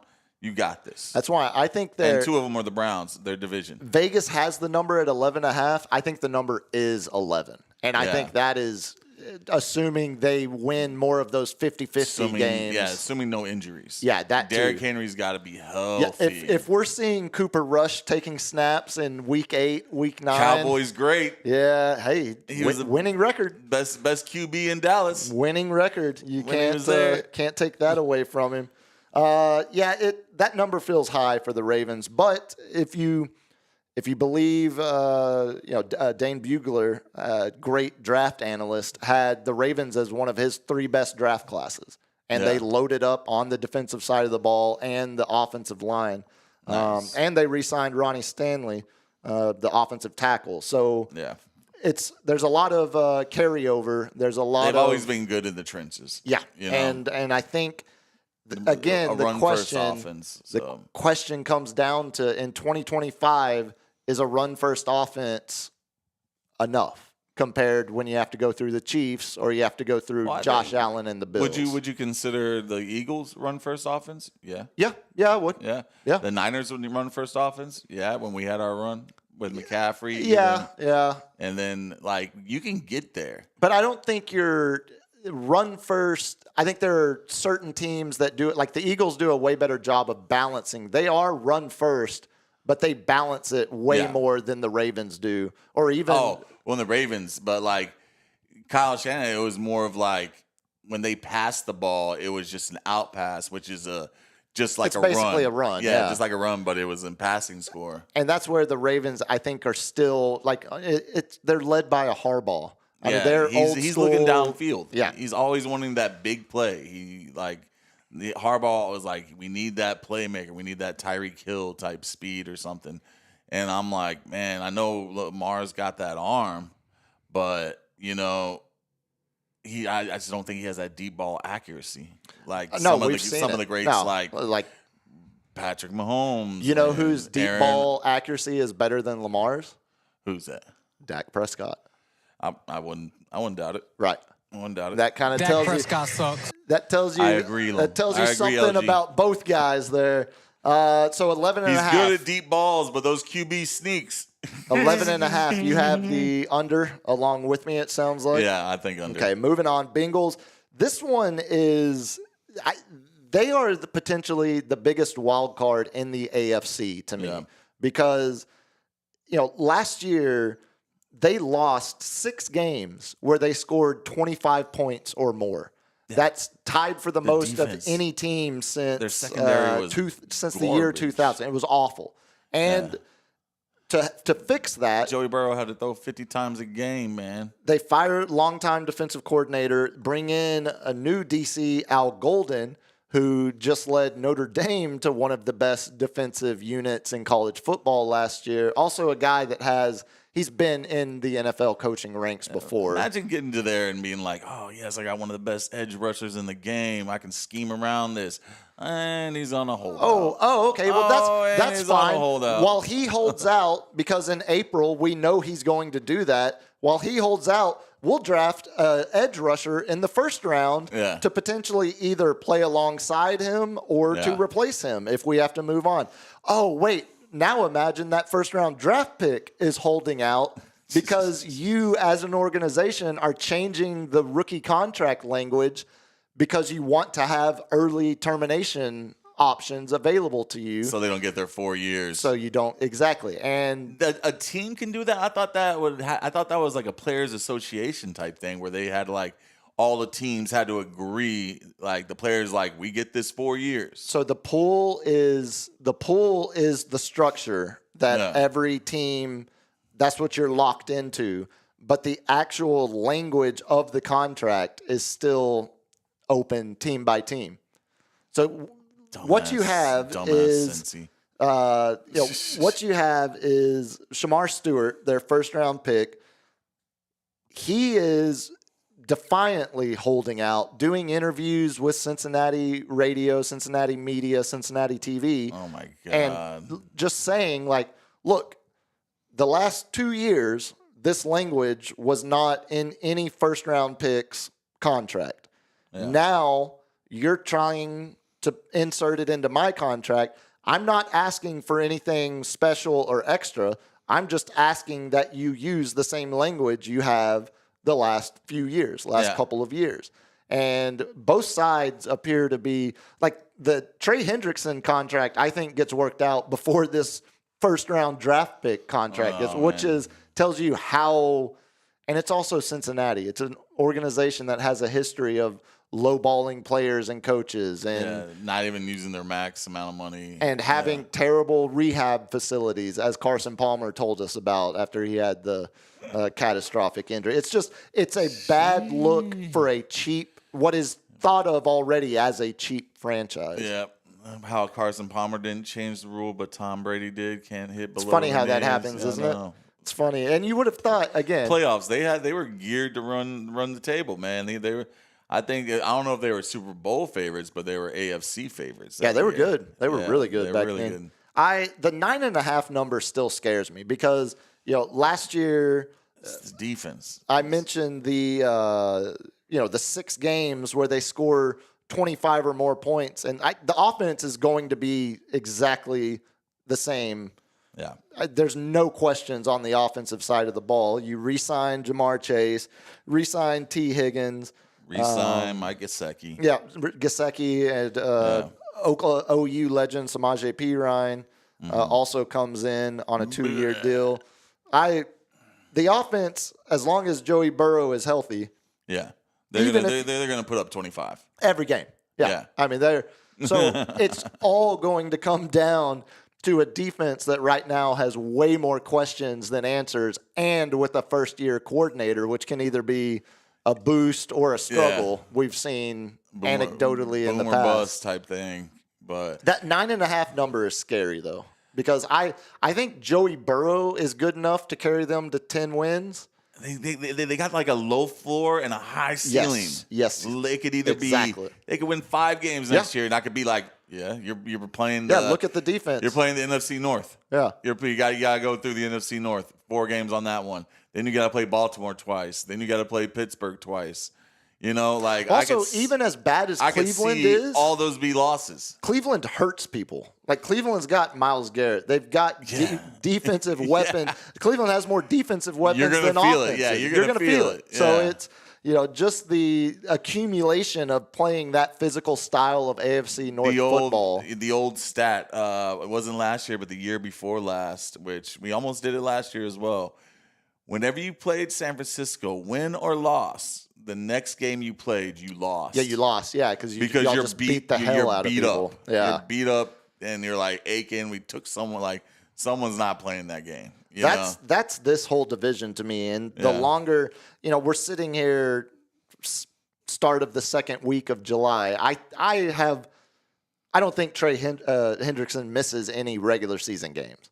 I think they get that deal done, or he gets traded in training camp, and someone, the first round pick is the one that you've got to get that deal done. A trade has to have happened already to get max value.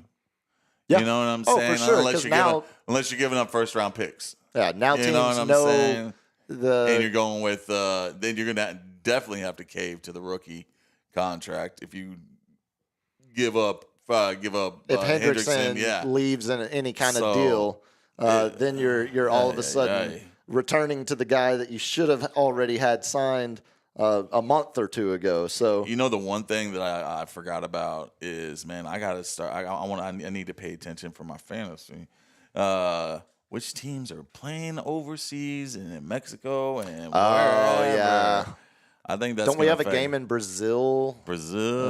South America, I think that, man, you want this to go global and stuff, but man, you're asking these guys to do a lot, man. Football players are the most beat up people in the world. Yeah, we can say hockey and whatnot, but they get to glide on ice and they don't take the hits every 20 seconds. Yeah, but when they hit, they land on hard ice, But they're padded up. Not comfortable grass. Nah, Bengals 9.5. Comfortable turf. Bengals 9.5. I kind of feel like Vegas is half a game. They're teasing people to try to take these overs because I think the Ravens number is 11 and I think the Bengals number is 9. I think it's going to be a 7 or 8. I'm even going lower. under. Yeah.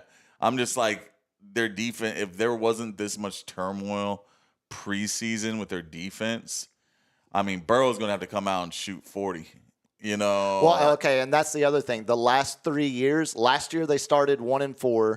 2 years ago they started 1-3, and then 3 years ago they were 1-2. So they don't start. They haven't started. And I understand 1-2 isn't a large sample size, but that's one win through 3 weeks. But every year, that 1-2 year was the year they went to the Super Bowl. Sure, you know what I'm saying. So exactly, they were geared up. It's hard to start 1-4 and come back and be a playoff team in the NFL. The math isn't on your side. Let me ask you this then: if you're that low on the Bengals, the Steelers, who we're going to talk about next, their number is 8.5.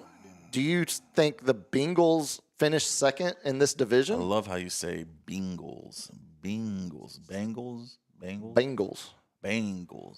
Could call them the Bungles. That's what my grandpa calls them. I go full old man, backwoods redneck humor. The Bungles and the Vikings. The Vikings. Oh, don't you know? You got Aaron Rodgers. You got OSU's own, Oklahoma State's own Jalen Warren is just like a little cannonball. He's like a Ray Rice. Oh, I forgot that. Yeah. Yeah, like he's definitely the hammer to Khalil Johnson, the backup that's going to be the Lightning. DJ Metcalf, Calvin Austin III, who came to his own towards the end last year. The Metcalf deal is funny to me because that's so weird, dude. They shipped George Pickens to Dallas and then immediately trade for DK, give up a second-round pick, and then sign him to the massive extension Metcalf wanted, a 4-year, $132 million deal. I'm glad to see he's out the division, but he's like, oh, Pickens is a problem player. Then you're like, well, if you just gave Pickens the money, but I think they were looking for the size. Yeah, Pickens' catch radius is ridiculous. Wouldn't you agree, though, DK is the better overall receiver if you're looking at just 1 year of production? I think the one like this year, he's got drop problems. He's got drop problems. He's a wide receiver in the NFL. He's not named Larry Fitzgerald. Yeah. About the only receiver ever that hasn't dropped passes. Oh my God. Even Randy Moss would drop passes. No, but when you have a drop problem, means you drop more than most. Sure. All right, and he's up there on the drop list. That's a weird one, man. And it's like you traded for the same guy, same personality, but you got a bigger person with not as good hands, and I think their speed's about the same, But then you had the littler person, but his hands were amazing. Where he's up there, where that's like his best attribute is his hands and the ridiculous catches he makes, and who just wanted to sign a big contract. And also, if you label George Pickens a problem, and that's why you traded him, you also, on the defensive side of the ball, traded one of your heart and soul leaders, Minkah Fitzpatrick, for Jalen Ramsey, who we were just talking about Monday night. Maybe Jalen Ramsey was a part of the problem in the locker room in Miami. Yeah. Right. It seems like reporting is suggesting that's the case. There was Clamarty, dude. He was on a podcast earlier today. I saw this where he just went off and was like, Miami's horrible. Like I said, their front office is horrible on last podcast, where they're scared of their players and blah, blah, blah, blah, blah. But, I think Jalen Ramsey, did they need a cover corner who's better in the slot? Yeah, sure. I guess the Steelers did give up a lot of points last year. Their line is good with T.J. Watt. Yeah. They got good linebackers, but their secondary was spec. They did address the secondary pretty solidly. I mean, we'll see how much Darius Slay has left after leaving Philadelphia. But he signs a 1-year, $10 million deal. And then sneakily one of my favorite, secondary players, mainly because of the UT ties, Deshaun Elliott. They gave him a 2-year deal. And if you're telling me your secondary was a weak spot last year, and you go out and you acquire Jalen Ramsey, you sign Darius Slay, and sign Deshaun Elliott, that's a pretty good way of addressing it. You got one of the best coaches in the league with Mike Tomlin. A guy who will not have a losing season. Dude, 10 wins last year. Yeah, 10 wins with Justin Fields and Russell Wilson. So all of that takes us back to the quarterback spot. Is Aaron Rodgers still have some of that love juice that he does? That If go juice, anyone can Tiger get it out blood. of him, it's ayahuasca still in his system. If anyone can get it out of him, Tomlin can get a 10-win season out of 41-year-old Aaron Rodgers. Yeah, he's one of those players where he checks out. If he's not motivated or doesn't want to be there, he checks out. And he checked out with the Jets. Oh, of course he did. Halfway through the season, less than halfway through the season. That's why I think, we talking about Tomlin's ability to always have a winning record. Yeah. That is why I think the odds of Aaron Rodgers checking out are low, because I think they're going to be consistently close week to week to week to maintain that focus from Rodgers. Aaron Rodgers, and I know Tomlin's not going to push him like any other player. He's going to get this special treatment, but when it comes down to it, it's Tomlin's team. Yeah, they didn't need Aaron Rodgers. I mean, they made him wait. Mason Rudolph. It's not. Yeah, I know. I'm just saying he might have kept a winning season. I know you love your Oklahoma State Cowboys. I'm not saying the dude went after He went after Myles Garrett. There's a screw loose there. You know what I'm saying? Yeah, that reminds me of the video we're going to close out with tonight. Watching a guy going after someone that know how this is going to end. Don't do it. One last thought on the Steelers. Aaron Rodgers will have a pretty consistent tight end weapon. Pat Freiermuth. Yeah. Is it Fryer or Fair? I think it's I say Freiermuth, but it probably is wrong. Potato. Yeah. The second half of the season last year, he led the Steelers in all receiving categories. Oh, yeah. Catches, targets, touchdowns, first down, receptions. That's all Russell Wilson did was checkdowns. But if you're looking at a 41-year-old Aaron Rodgers and you've got DK Metcalf to open up the top of a defense, and then you got a veteran, and then you got Pat tied in to attack the middle. That's a nice multi-level attack. How did they? I don't know. How did they address their offensive line? Because if you don't keep Aaron Rodgers upright, he gets to be a little whiny little. Well, at 41 years old, you better tighten up that line, man. So they didn't necessarily lose a whole lot, but they didn't add a whole lot. It's going to be pretty much a consistent group from last year. But something tells me you had happy feets back there, Justin Fields. And Russell Wilson, he's a little happy feeder too, Something tells me. But Rodgers likes staying in the pocket. He'll run when he has to, but he's 41. He don't want to. No, he's in his Tom Brady phase. I'll check it down 3 times, but this ball's coming out within 2.5 seconds, 3 seconds, unless we're doing a play action and I'm going to that deep route for DK Metcalf. Yeah. Yeah, just to try to hold it to give him time to get on top of the defense. Yeah. I think that Steelers 8.5 number feels a little disrespectful to Mike Tomlin. But once again, they're going against it. Exactly. It's division. a tough. And if Aaron Rodgers pops something in week 2, you're now. I mean, not that your odds were high. You got to keep them upright. You better. I wonder who's their offensive coordinator. Who's their offensive coordinator? Oh, it's what's his? I was just reading it this morning.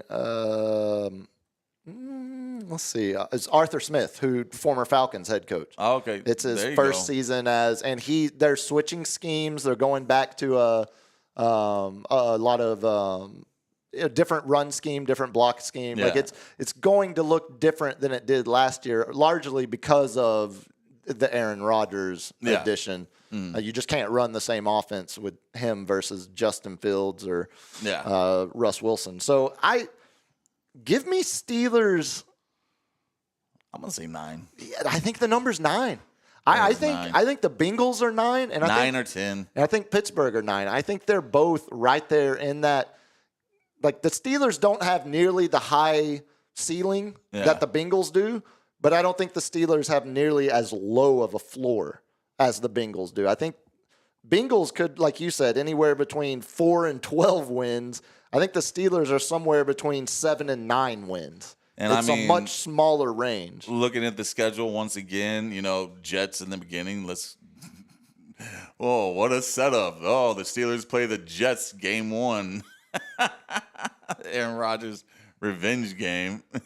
Can you even call it revenge for a 41-second career? And get this. I guess he came back. The second game is against Seattle, the DK With match. DK. Oh, so you got 2 revenge games back to back. Look, if any coach can leverage that to 2 wins to start the season, exactly. You get this, and I'm gonna call 15 plays for you, DK. Dude, I kind of love that. I love it too. I kind of love. And Mike Aaron Tomlin. Rodgers is gonna air out the ball, dude. I kind of love the fact the Steelers have only had 3 coaches in the last 80 years, basically. So here's the thing: when we're talking about overseas, they're going to Dublin to face the Vikings week 4. Yeah, and the Irish. Look at the Irish. Yeah, so Minnesota. It'll be interesting to talk about the NFC North once we get there because Minnesota choosing to replace so you got quarterback. The easy game. JJ. You got Colts. I would give them a win on that one for sure. I give them a win on the Bears. I'm not a real Caleb Williams believer. Dolphins at Steelers. I give that a win. The fact that the Cowboys won in Pittsburgh last year on Sunday night, still that game that was ridiculous. It made no sense. Lastly, Browns. We're not going to spend any time on that. I'll ask you one question. By the end of the season, who's the starting quarterback? You've got Joe Flacco, who I think will start the year. You got Kenny Pickett, who probably gets cut in training camp. Well, they drafted. You've got 2 Dylan receivers. Gabriel and then Shedeur Sanders. They drafted 2 rookie QBs, man. What? The Browns just be browning. You know what I'm saying? There's not a whole lot. I mean, again, Vegas has them tied for the lowest wins over under 4.5. 4.5. I don't think they get 5 wins. Yeah, no. I see a 3 win. This is a 3 or 4 win. They're looking team. for a first round pick once again. Yeah, this feels like and in a last ditch. Shedeur is closing out the year after they try. I think so too. Flacco gets hurt. Yeah. Deshaun Watson should be cut by then. My biggest hope is that Dylan Gabriel pops and justifies them taking him in the 3rd round before the owner forced them to take Shedeur in the 5th round because that's exactly what happened. Yeah, the coaching staff likes Dylan Gabriel, and the owner said, "I want Shedeur." Because you know why? Because he wants to sell them jerseys. Oh, and Shedeur will have a top 10 selling jersey this coming season. There's no question about it. To try last-ditch effort to try to save his job, Kevin Stefanski, head coach, is taking back over play calling duties, something that he had success doing before in his career. And they're switching. They're going to go back to Stefanski's preferred 2 tight end zone running attack. So also they let go of Nick Njoku Chubb in a contract year. Yeah, they let Nick Chubb go to the Texans. How much does Nick Chubb have left, though? I mean, we'll see. I mean, we'll see. With limited carries because they sit there and gave him the ball 30 times a game. They wore him down, but you let him rush 15 times a game with Joe Mixon.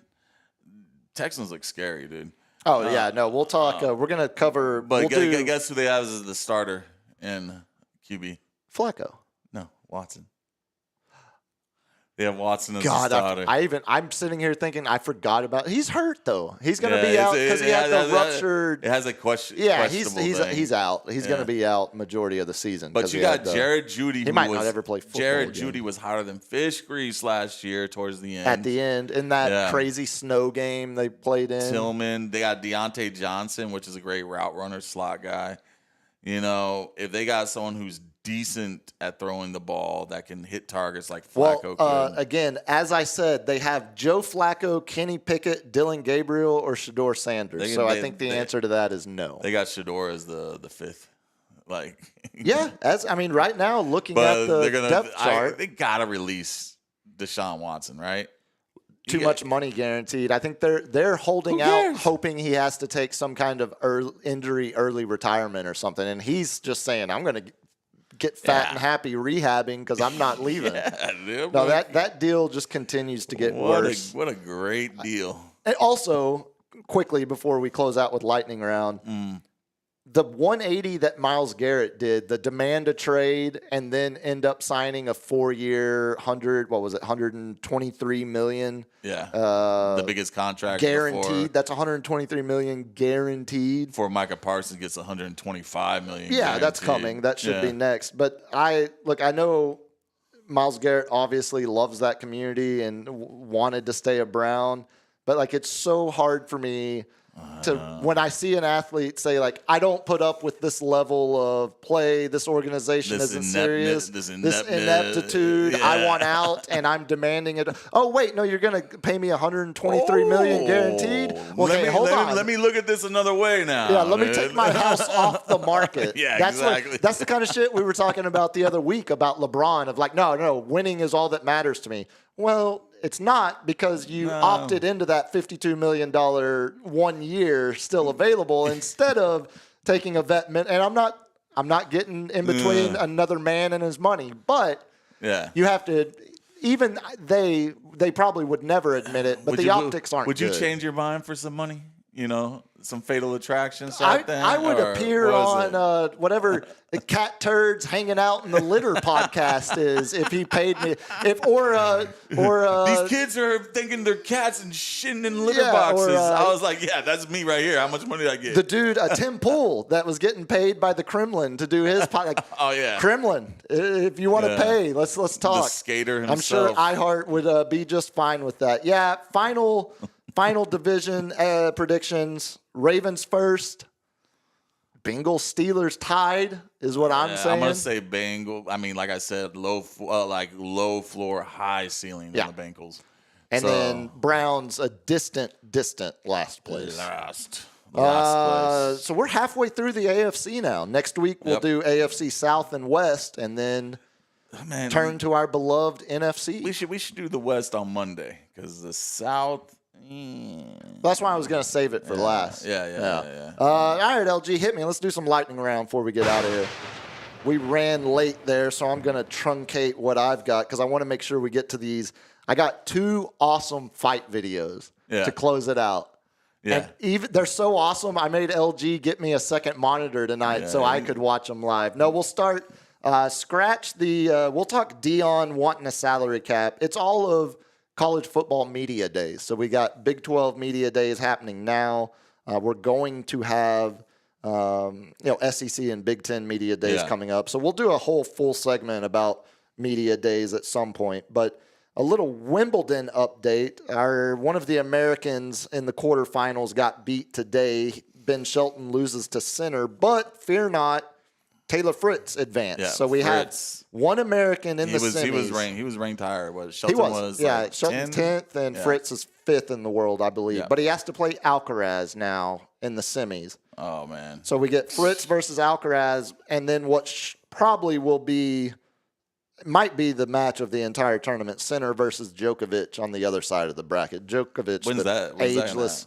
We're like 8 or 9 o'clock in the morning. It'll be a little later since we're into the semis. I think it'll start probably a little bit before lunchtime. All right, hit me, LG. Did I talk about they in SA Airport? They had to check a luggage because it's stored. Probably I want to say 500 HEB tortillas. Oh, okay. The carry-on. I kept seeing the picture going around. Is that illegal? Well, I mean, I guess if you're crossing the country lines, but like I've been to Denver and they don't make fresh tortillas anywhere in Denver. I couldn't find one. Denver. So someone's coming up with this, man. They took that to Denver, a suitcase full of tortillas, and I'm talking it is packed to the brim. the carry-on. It's kind of a is good nothing bit. but HEB fresh tortillas. I'm just imagining the like a Goodfellas-esque story, but instead of drugs, it's tortillas. I mean, this whole I got black that market. freshness. Yeah. I got this freshness When's that for new, you. when's that shipment coming in? Straight You said from it was San Antonio, said it was man. going to be here this morning. I need it. I need my fix. Hit me, Yeah, LG. boy. Oh, indeed. Come on now, Spurs. Always come on now, Spurs. We'll do one more before I'll end. I know you have a couple more to get to. I'm not a big MMA fan, but this is a name that I have actually, if I've heard of it, I feel pretty comfortable, pretty confident that it's someone of large stature. Randy Couture. Yeah. He's a legend. Legend, right? Legend. Yeah. Did you see the headline? No. So he is attempting a new career in NHRA racing, National Hot Rod Association racing. It's Drag racing? drag strips. Oh, okay. It's like your funny cars or your pro stock motorcycles. He But had the to race is over in 3 seconds. That's correct. Yeah. If you're good, he had to be airlifted to a burn center earlier today because at NHRA worst. practice, apparently there was a bit of a malfunction, and it's one of those deals where the car catches fire and you're so strapped into that thing for safety and protection. You got fired, but like that only goes on for so long. And you're wearing fire retardant. We can say that now because Trump's president. retarded. Retardant clothing. And I think it just got his arms and legs. It doesn't feel like it's like life threatening, but Probably it's hands. first and it was up to some first degree burns though. 3rd degree is the worst. Well, it was some of those too. Okay, well then I got it backwards. It Yeah. was up to 3rd There degree, you majority first degree, but some 3rd degree. There you go. What do you know about burns? Oh, the wife was a trauma ICU Oh, nurse. that's right. That No. checks out. That I checks didn't do out. it. What did I have? Okay, hit me, LG. It's garbage. It's garbage. All right, Thank man. you, Coach Gundy. I would have to if you ever have to call the IRS, be prepared to wait 30 to 60 minutes. 30 to 60 minutes. And I'm going to say you're going to be on the 60 side, which I did. An hour and a half on the phone. Oh, no. Just to ask one question. Bubba. What's the interest on this? And then I get the lady, well, it's different from each one. And I'm like, yeah, I figured. So what's the interest for medical thing? Well, you can't find that out. And I'm like, there's got to be a list or something. Who do I need to talk to? Transfer me. I've already waited an hour. I'll do some more. And she was the rudest person. Of course, she works for the IRS. It's the government. It's also the only part of the government where we expect you to pay us, but we're not going to tell you how much. And if you don't pay the right amount, we're going to arrest you. And then so it's kind of a get this. I'm a perfect racket. I'm gonna try to make it short and sweet because we're running late. I call my CPA friend. Oh, he tells me it's 7% quarterly and within 2 minutes. So I wasted an hour and a half of my life. And then he tells me about how under Biden, all the IRS people were sitting there on top of their game. I'm sure they were. His millionaire clients are sitting there like, we're going to take a lien on property. I'm sure the IRS has never worked more efficiently than under Joe Biden and his auto pin. And his auto pin. That's exactly what he said. And I was like, what is this auto pin? Oh, other people are signing for him. But then he gets to say, but under Trump, I just gave him $15,000 and told him to kick rocks. And they said, thank you. And I'm like, well, that just seems like you screwed over the government $135,000. Oh, and I'm until like, they catch it. Is that efficient? I mean, cool. That's because they've been screwing me over for years. I'm just getting them back. But yeah, be prepared to wait for an hour to talk to anybody, and they will not answer your question. I did see part of the big beautiful bill is they've removed the direct filing through the IRS website. So you have, because people like TurboTax and H&R Block, they all paid shit ton, millions of dollars to lobby against something. Look, whatever you want to think about government in general, sure, hold it, preach it, evangelize it. The fact that the IRS had actually done something that was popular and productive was amazing. Yeah. And then because the private companies that were losing money because of that lobbied and said, no, get rid of that. So the IRS it feels like it's to be. And now they said in 2 weeks, I'll have to recap on this one, but they're going to start selling off IRS debt to collection agencies. Oh, fun. So they'll track you down. They'll tow your car at work. IRS is getting privatized. If you're 97 cents behind on your bill. No, it's fun times. Hit me, LG. Let's close out with a couple of actual fun times. Smiles and glory holes. That's correct, Jerry. Speaking of Jerry, so we'll save that clip for last because we had a knockdown, drag-out fight up at the Star in Frisco, and it's a fight you might be more interested in than some others. But one guy that had no idea what he was getting himself into, there was a drunk golfer.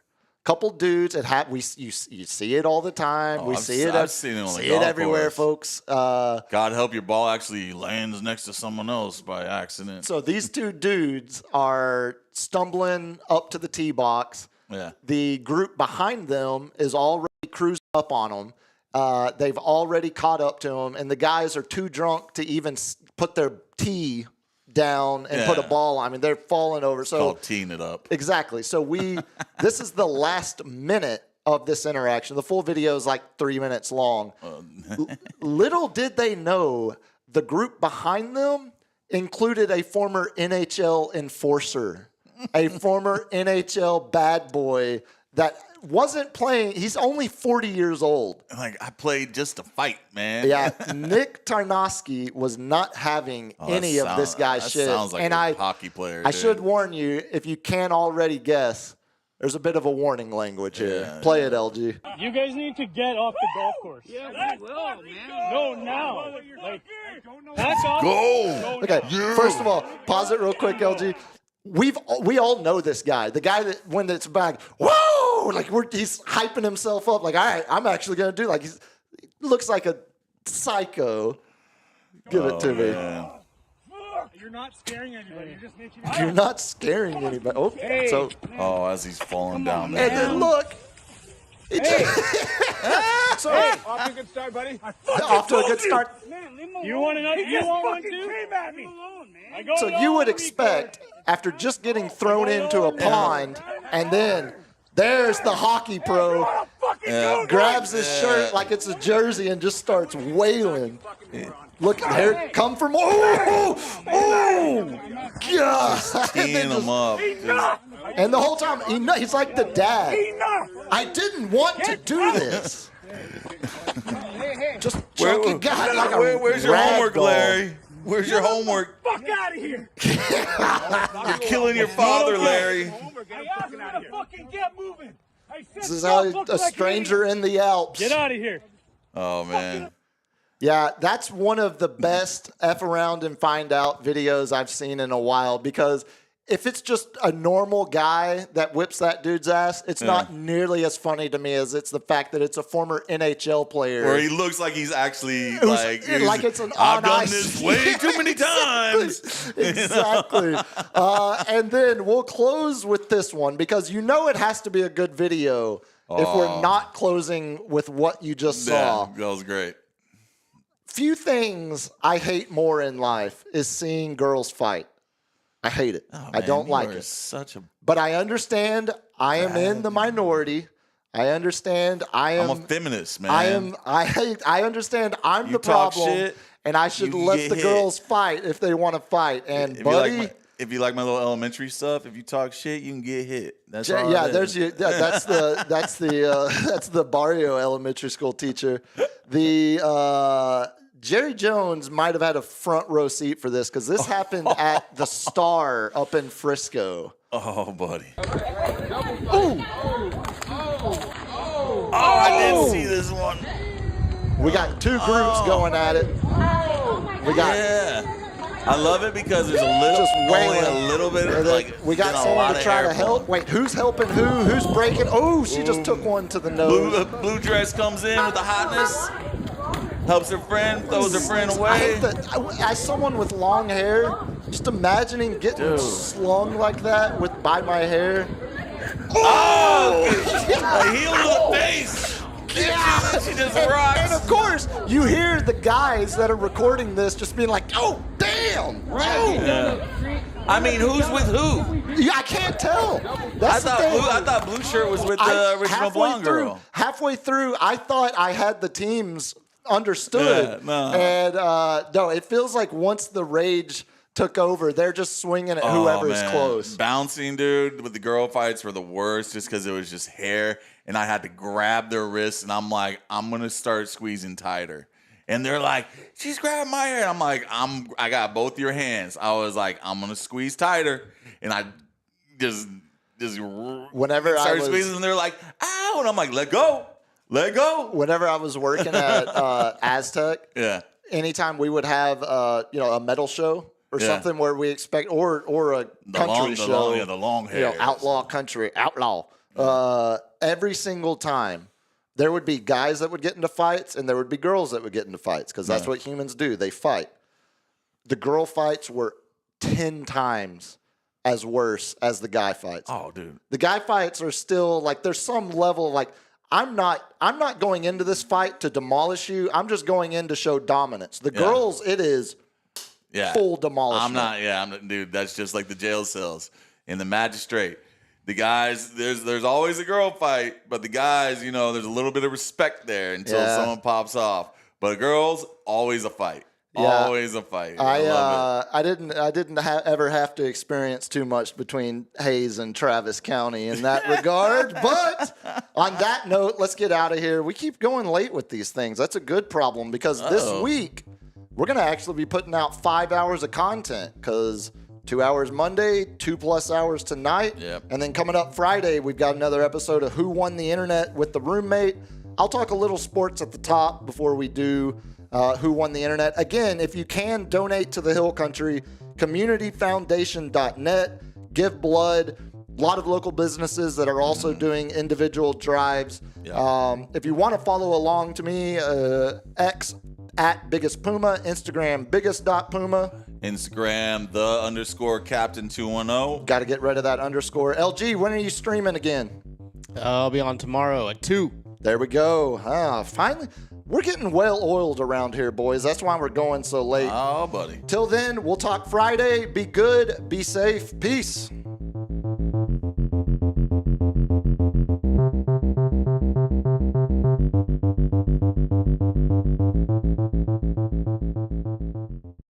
Kids, what do we say about drugs?